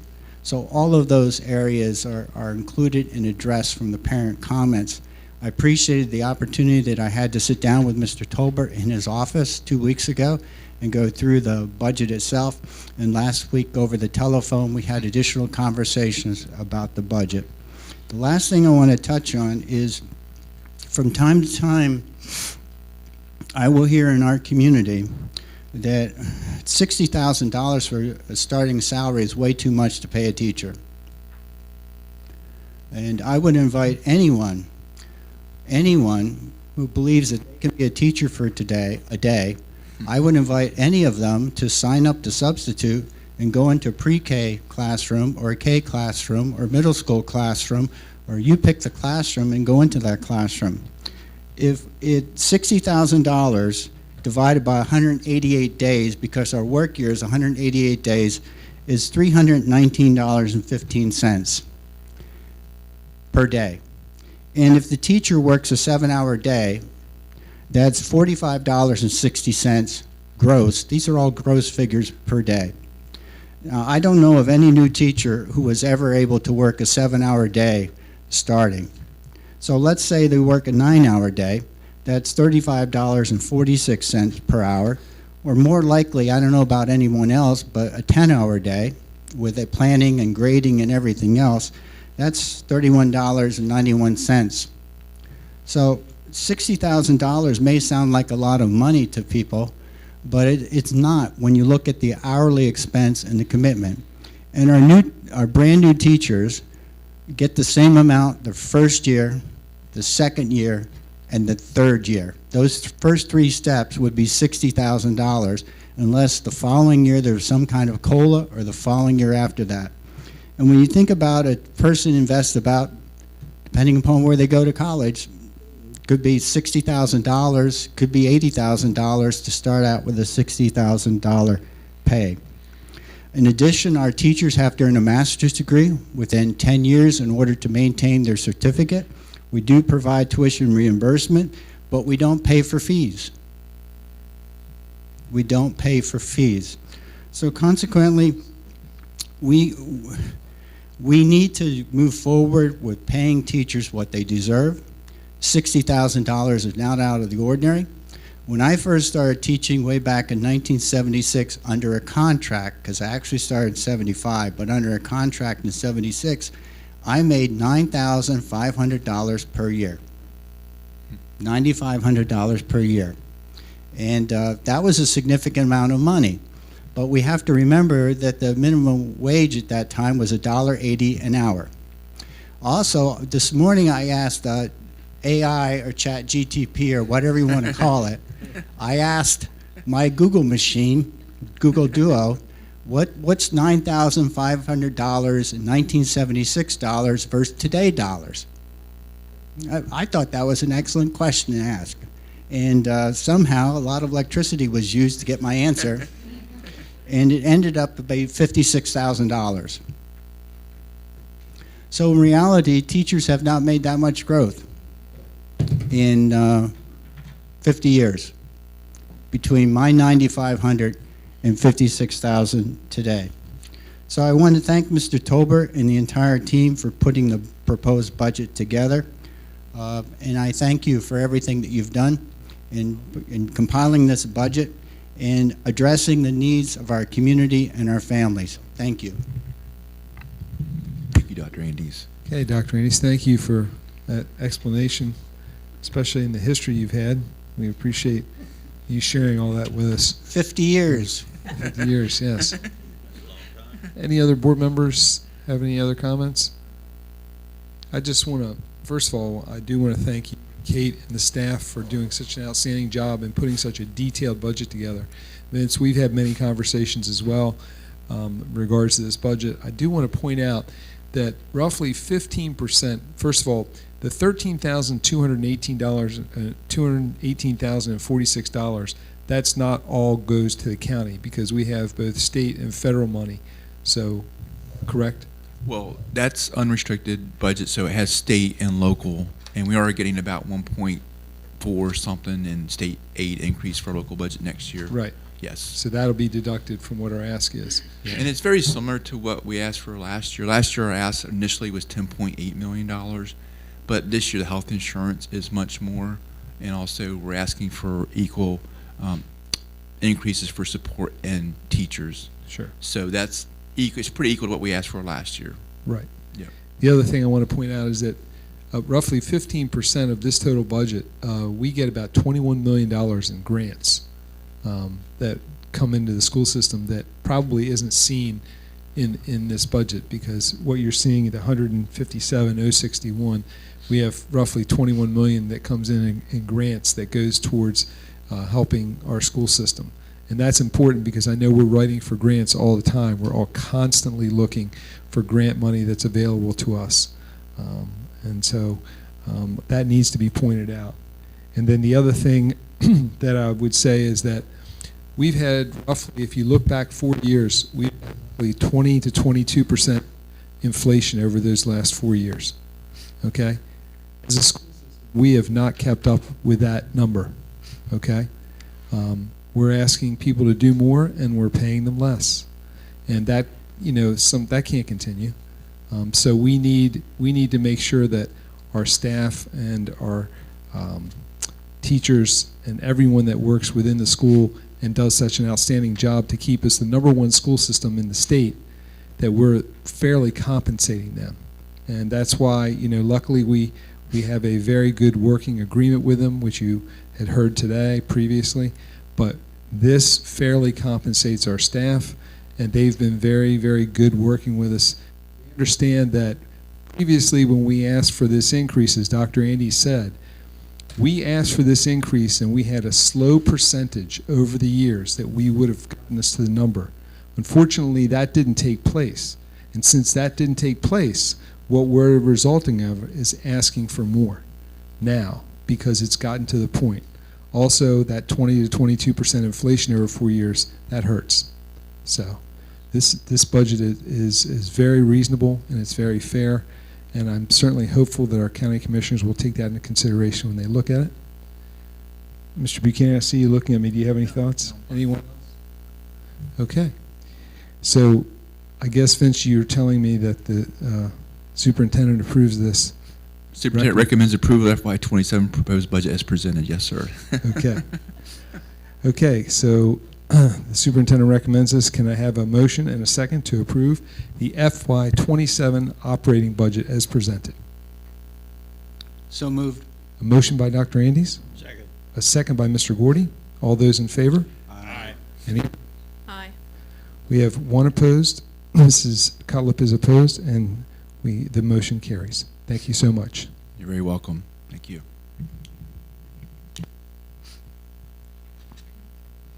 Okay, before I go forward with Board of Education comments, unfortunately we have a lot of conflicts for our March 17th, 2026 board meeting, and I'm going to ask if I can have a motion so we have a quorum to move the meeting from 6 p.m. to 12:30 p.m. So I need a motion and a second. So moved. Motion by Mr. Gordy. Second. A second by Mrs. Cutlip. All those in favor? Aye. Any opposed? Thank you very much. And now I'd like to open up the floor to my Board of Education members if they have any comments they'd like to share with the audience today. Dr. Andes. Last week we celebrated our school resource deputies, the School Resource Deputy Appreciation, and I just want to echo and thank all of our school resource deputies for the outstanding job they do each and every day. I know each school had some form of recognition within the school, so thank you to our school resource deputies and our entire sheriff's department who keep us safe. Our #1 priority as a school system is to keep everyone safe. Secondly, on Friday evening, I had an opportunity to attend an art show at the Worcester County Arts Council, and I want to provide a commendation to Ms. Tamara Mills, who was here earlier, who organized that high school art show at the Worcester County Arts Council, and there were many photos and social media, and we have some outstanding artists, and I want to commend all of our artists and Ms. Mills for pulling that all together. I know we'll be recognizing many of our Maryland Music Educators Association recognition, our all-shore band and all-shore chorus. And as I walked around to see all the posters together, I'm very encouraged by our young people who do multiple things. They're outstanding students, they play a sport, and they're a musician. And I would encourage all of our students to, before you're eligible for Medicare, pick up an instrument like the clarinet and start taking lessons. Thank you. Thank you, Dr. Andes. Any other board members? Mr. Gordy? I'll get to Ms. Scott. Mr. President, I just want to take a second to commend our superintendent and our board president for the additional workload they've taken on here recently. There's been extraordinary amount of work. It's a busy time of year with budget and everything, but it just seems like our superintendent and our president have taken on quite a bit of additional workload here recently, and I just want to commend them for the absolutely laudatory job they're doing, keeping our system moving forward in a positive way. Thank you, Mr. Wardy. Mrs. Cutler? I just want to briefly explain my 2 no votes. As far as the school calendar goes, well, before I say that, I would like to say thank you because I've been asking a lot of questions. Vince, probably we have hours on the phone at this point, so thank you for that. I had a meeting, you guys came. I appreciate you answering all the questions. My questions were answered. However, not all of my concerns were satisfied, hence my votes, even though you guys did your best effort on my part. I do appreciate for the calendar that the community was heard and a 4th option was even considered. However, for me and for, I believe, the students and the staff and a lot of people, I wasn't expecting the pre-Labor Day thing. That was definitely threw me for a loop, but I will say I'm not opposed to that on the years that it specifically hits. I just am more opposed to the fact how it was brought up. I get they have 6 months, but realistically, it just kind of came out of left field. It wasn't on calendar 1, 2, and 3, and on the 4th, it was there. So that is part of my no vote. And I understand that parents and teachers alike, nobody likes PD. You have to do it. It's necessary. We're never going to make anybody happy. It's about the students. But I heard in the presentation that half days do present a challenge. They do. I think a full day is going to present more of a challenge rotating as a parent of 3 children, and the students, you know, are at the heart of that. I think it's going to be more troublesome. So the vote also showed by a percentage that the half days technically still won, and then this calendar goes against that. So at this point, I would have said yes had it been the Labor Day and the half day stayed. So I'm voicing my opinion and my no. That was why I voted for that, just to be clear on that. As far as the budget goes, I hear what you're saying about the teachers. I 100% support that. The teachers deserve more than they're getting, and I hope the commissioners have open ears and they hear that these teachers deserve this money for that portion of the budget. Mine is more revolved around school safety and how it is shown and dedicated in this particular budget and budgets past, and I again asked Vince a million questions to try and satisfy this, but I hear safety, it's a commitment, it's a priority, but I look at the paper overview and there's not even a line that says school safety.